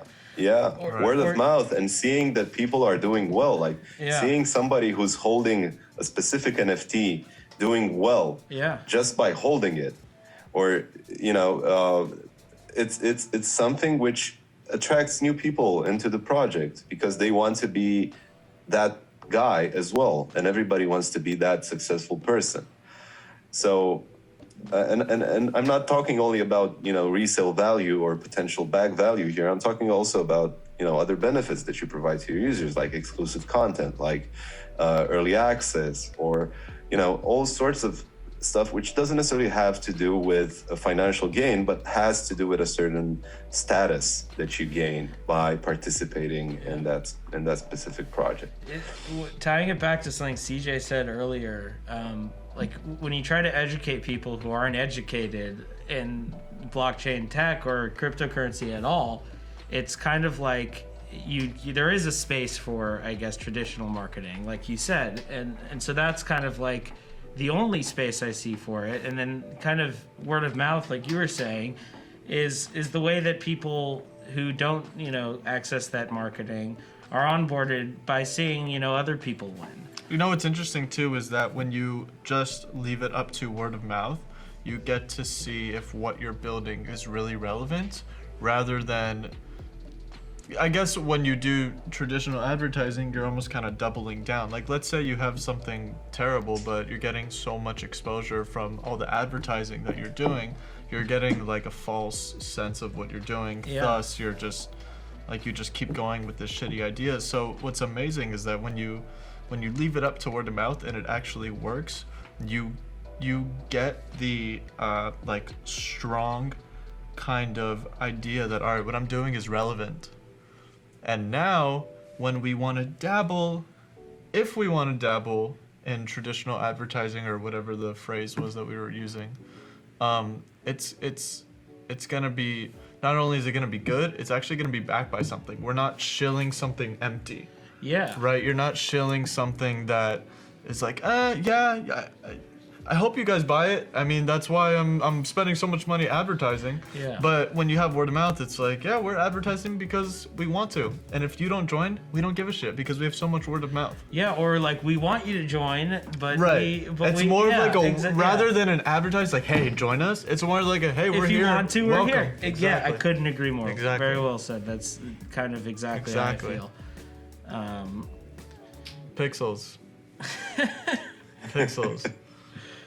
You know, when you guys were talking, I was getting in my head and I was thinking, man, I just like, even though everyone's bought losers, right? Everyone has shitty NFTs, but I was just thinking like, man, even if it means I have to like take a loss on like a big project or like a project that I invested a lot in, like who cares if I can just replace it with 2, 3, 4, 5 dead pixels just to have, as opposed to even having, you know, I don't know, like a bunch of zombies, like just like. I feel that pain, bro. But what I'll say is, like, as far as my strategy investing, I try to just stick with whatever is truly fundamentally sound, and I don't want promises. I don't want any of that. I just want to see real development. Yeah. And, you know, also I want to see a really bright, flourishing community that, you know, like you said earlier, like you get real reassurance as you, like, if you don't do a bunch of unnatural stuff to a project and you have organic, natural growth, you really know what's working and what isn't.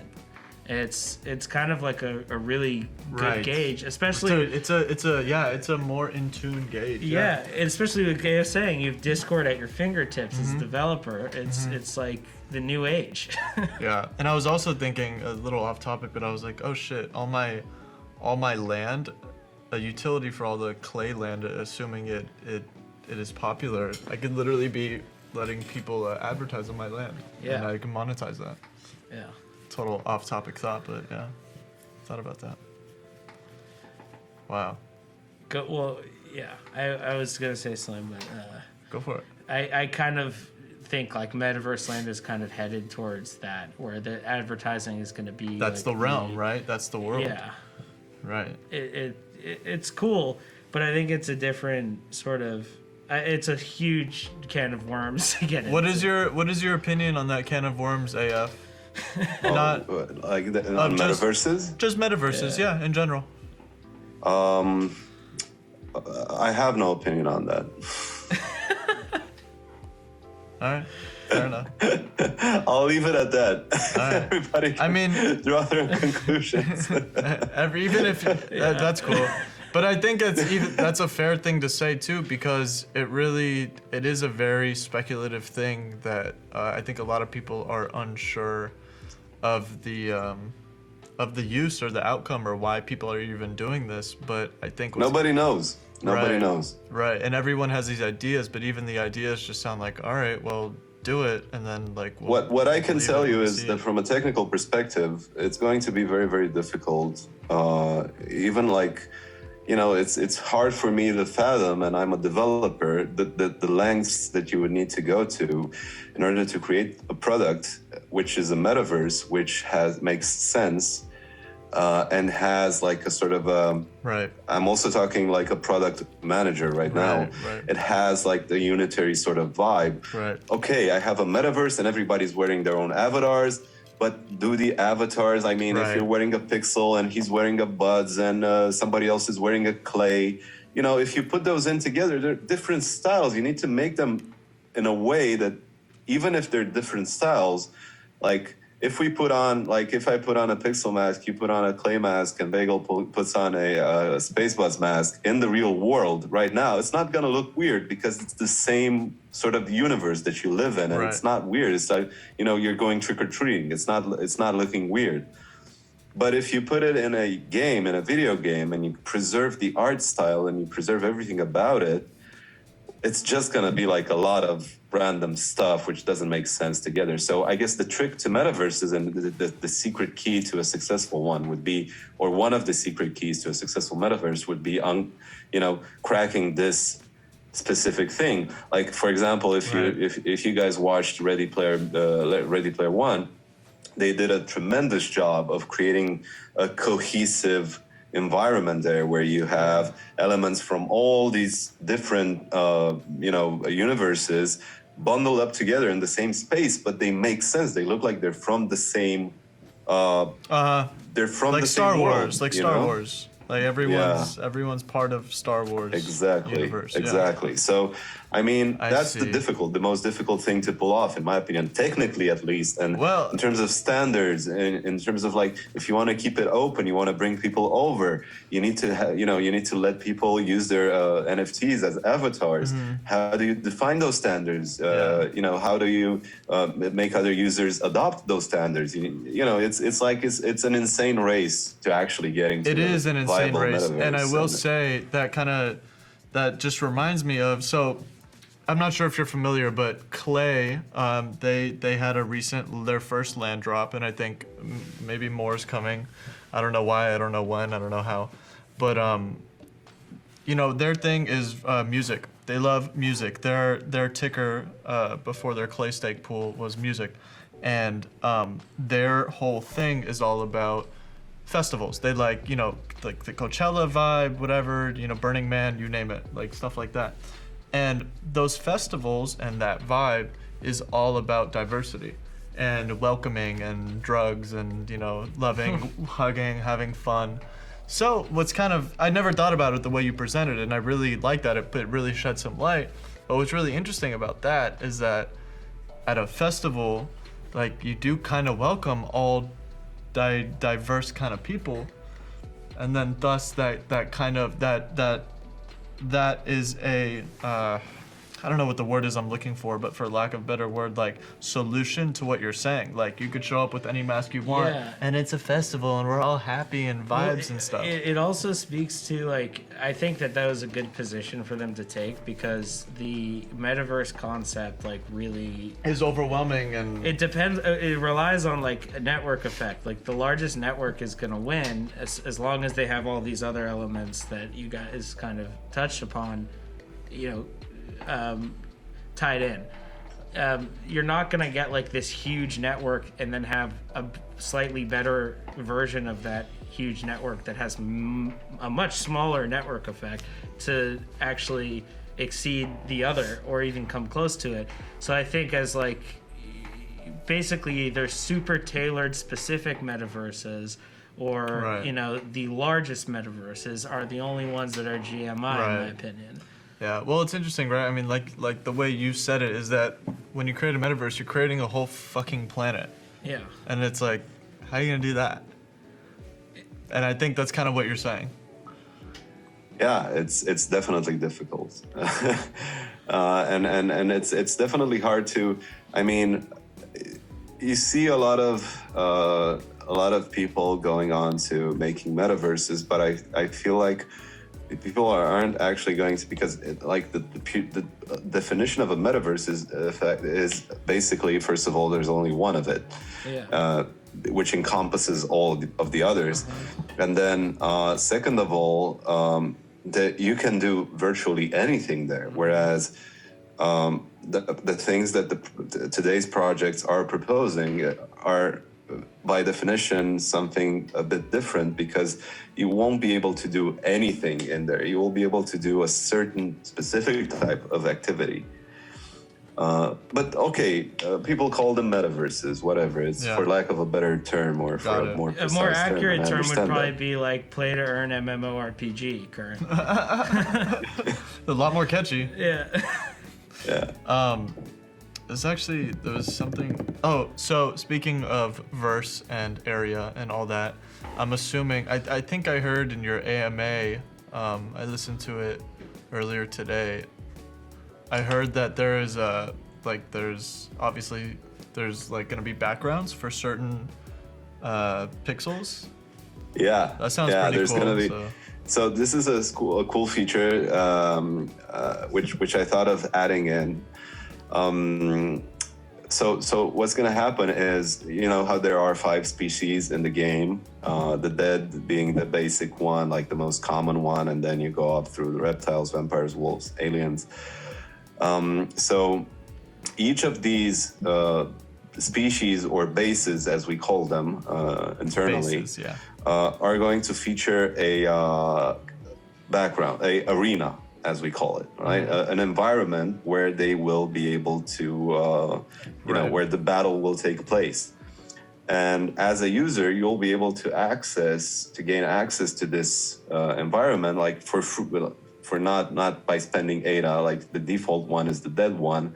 You're not gonna spend ADA for it, because you need to be able to play in the first place, and I'm not gonna force users to spend ADA on the arena itself in order to be able to play a game. Totally.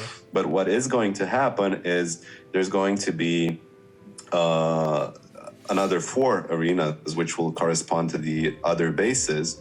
And these arenas, they're going to be part of the game ecosystem, and they will be available for purchase, and you'll be able to purchase them with Ding. By the way, Ding is also an in-game utility token. You can not only stake it to earn extra Ding, but you can also spend it in-game for potions, boosters, abilities, stuff like that. Oh, wow. And also these arenas, which you basically get, which will basically give you extra buffs on your character if they are of that base. So, for example, we're gonna have a acidic swamp for the reptile base, and that is going to give you a reptile. If you play a reptile, it's going to give you extra boost in battle. But I thought it comes with the base. No, it doesn't come. It comes separately. You can choose which arena to play in. Oh, okay. Yeah. And you can forge the arena? Yeah. No, you cannot. The arena is standalone. It's a separate thing that you buy using Ding for separate. special bases Separate. arenas. And then you can, so it's gonna be part of like the boost area. exactly. Got it. Exactly. It's like yeah. Mortal Kombat Right. arenas, but with Exactly with that, like yeah. in Mortal Kombat, where you But with choose like utility. where. Yeah. Yeah. That's sick. So that's the vibe with the arenas. I'm gonna start. Actually, I've gotten one of them. Actually, came was finished today, and I got it, and I'm very happy with the results. By the way, and I'm gonna start sharing them on Twitter. I'm gonna start amazing. sharing the journey. Thank you. With the Sweet. sketches in the beginning, the concept, and then moving on. Thank you. That's what I'm talking about consistent communication, or consistency and communication, whatever. That's awesome, man. Yeah, looking forward to it. I'm curious what the community is gonna have to say about it. Yeah. they don't know too much about the arenas. They kind of kept this under wraps. I rarely mention it, but Sure. Super curious and looking forward to see what they have to say about it. So do we know anything about the game style, about what the game is gonna be? So currently the game style is designed to be a PvP game and a turn-based at that. Turn-based. So you are going to be able to choose which ability to cast in a specific amount of time, and then choose which either enemy, if it's like an hostile ability or aggressive ability, or your own pixel if it's like a healing or whatever. And then you will take turns with your opponent, and each of you will cast to the best of their knowledge or the best of their strategy, whichever ability they think it's necessary, and then that will in turn determine the outcome of the game. Now, it almost I'm sounds also, a little bit like the Pokemon style. yeah, I mean, there's a lot of games which feature this type of tactics. Totally, Me personally, I'm a I huge guess fan that's of the first Hearthstone. game that I go to. Yeah. Hearthstone is what I think of without cards, probably because me and AF have messed around on it quite a bit. Yeah. We played some Hearthstone together. Yeah. But it's like, at the end of the day, I also want to make it fun. I don't want to have like this super. I mean, the classic experience is obviously something which, speaks to the user and helps onboarding onto the game. But I also want to add a twist of my own. So I'm sure I've been it's talking coming to Bagel like these past few days, and we were actually looking at an option where we could integrate the drop mechanics with the pixel chains that you saw earlier with the ding into the actual gameplay. Oh, how fun! Like a callback. But also, it's like if it's such a great mechanic, and like it would. I'm telling you, like this mechanic would be just addictive, so fun. and it's kind of like those websites where there's a bid, and like you like wait for the timer to go down, and then you like try to get the last. It's so much bid. more fun than that. I'm because sure. It's like, it's so fun that you could imagine, like in a game that had absolutely no real world value, like going for potions or something like that, where there's like that competitive nature that's like totally global. It's like awesome. It's too cool to not include in the game. Okay, I have a burning question. How does the turns work? Is it literally like hopping into an online game and there's a timer per move, or is it like blockchain oriented? I don't know how that works. So the way that it will work is whenever you launch a new gameplay station, you basically start looking for an opponent, right? Based on an internal algorithm and the current matchmaking scenarios, the application will match you against another user who is currently searching for an opponent, which is similarly skilled. Ranked, yeah. And then what happens afterwards is we create a handshake between the two in the form of a transaction where both user tokens go into a script address, right, for the duration of the game. The game itself, in terms of blockchain interaction, doesn't have to do anything with the blockchain, and it shouldn't, in my opinion, because otherwise, if each move were to be recorded onto the blockchain each time you would move, like imagine having to play like playing chess and having to sign a piece of paper each time. Exactly. Exactly. It would be the best user experience. It's a bit extreme in my opinion. It's a bit too maxi, and it takes out of the user experience a lot of the user experience. And it doesn't add value to the product, as well as it's just a sort of brute force integration, in my opinion. It's just to show that you integrated it onto the blockchain, but it's not a use case. Okay, cool. Yeah. I'm sure there's a lot of smarter ways to go about this, and I'm sure I'm going to think of them. But like in the first run, and the way that I like to build is, I don't like going for like super complex scenarios from the get-go, because in my experience has been the source of failure for many projects, many promising projects. They go and they overreach, or they shoot for the stars. Right. But what I like to do is, first of all, get like something which I can call a product that I'm happy with on the market, and then start building from there, get feedback, improve. Just like I did with the drops. In the end, the last drop was flawless. There were a lot of things that I learned from the other drops, so why not apply this process as well? Nobody's, especially in a place where nobody ever done it before. I mean, I was talking with my girl the other day, and I was like, I have my own internal worries, and I'm like, how I'm gonna, I'm just bitching about stuff, as you do. And I'm like, how are you gonna do that, and how are you gonna do that? And she goes like, it's simple. It's the way that you're gonna do it, because nobody's ever done it before, and that's how you're gonna do it. That's right. You're writing history, and it makes baby. sense at the end of the day. There's you get to a point where it's uncharted territory, and it doesn't necessarily. You don't have to get it right the first time, because you can always improve and you can always learn. And I've been a big fan of that philosophy, honestly, and I think it's the way to go.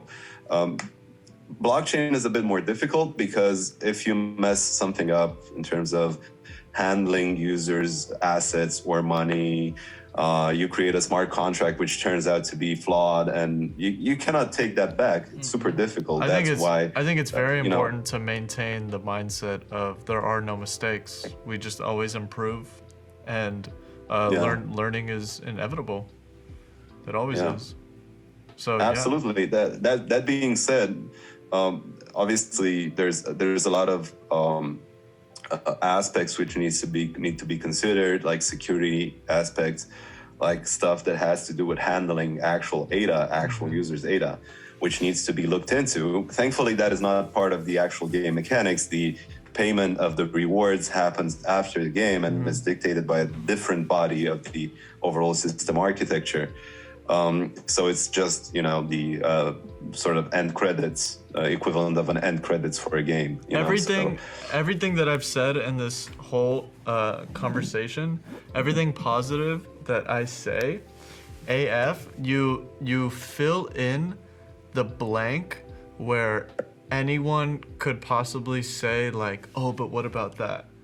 And I love that. You're literally, it just shows how you think of everything. Like I positively say like, yeah, like mistakes are inevitable, and I'm like making it a positive thing, right? And then you're like, yes, but we're dealing with security and stuff here and so on and so forth. So that stuff, like, we're gonna do everything in our power to make sure we don't fuck up, because dealing with people's money. And it's like, I feel like everything in this whole however long it's been, like, you fill in that cusp every single time, and it's pretty crazy to watch.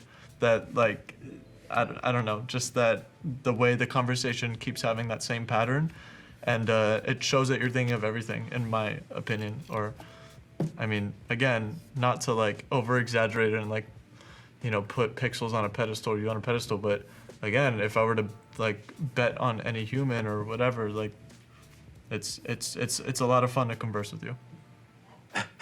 Thanks, man. I think we should do this more often. Yeah, 100%. Yeah, and get Bagel in that pixel outfit as well. Yeah. I love living out my pixel dreams live.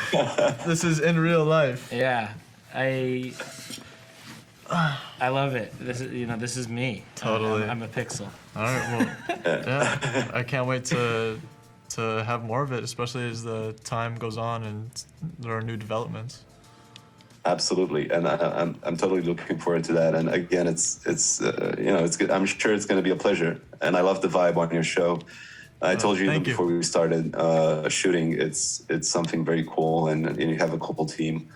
Hey, shout out to the team. And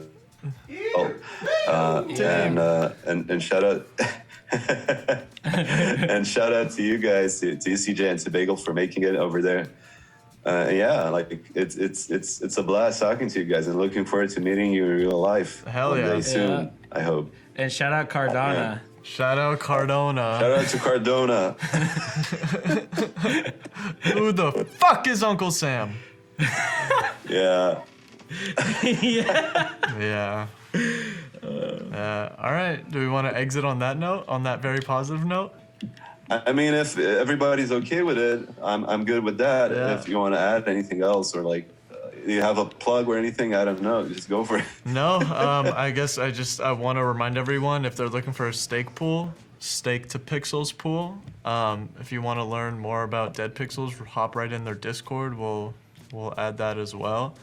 Yeah, I mean, this is Bagel. Are you working on any projects or anything like that, or did you want to talk about really quick? Or? Yeah, I mean, I'll throw it in without like shilling it. I'm working on a project called Mini Magics. Mini Magics, Yeah, all right. Mini That was Magics me Kingdom. asking him permission if he wanted people to know. But yes, he is Yeah. behind Mini Magics, which I think AF is also helping with development. Yeah. Yeah. Yeah. And so that's I'm gonna help out with the mint, and I'm also conversing with Bagel about a lot of stuff regarding my own and his project as well. So right. he's been doing a lot of work on his own project, and I'm an I apprentice. think it's gonna turn out great, honestly. Totally. Oh, I appreciate it, AF. Totally. Well, thank you guys so much. Yeah, I'm looking forward to switching roles on a future show on CB. Yeah. Totally. I'll be the one wearing the pixel face. Yeah, that'd be cool. Oh my God. The zero ad. No, I need to wear a magic face. Yeah. Yeah, you have to wear your Magic's face. GG's, dude. All right. Yeah. All right, you guys. All right. Bye. I'm taking the mask Cheers. off. Peace.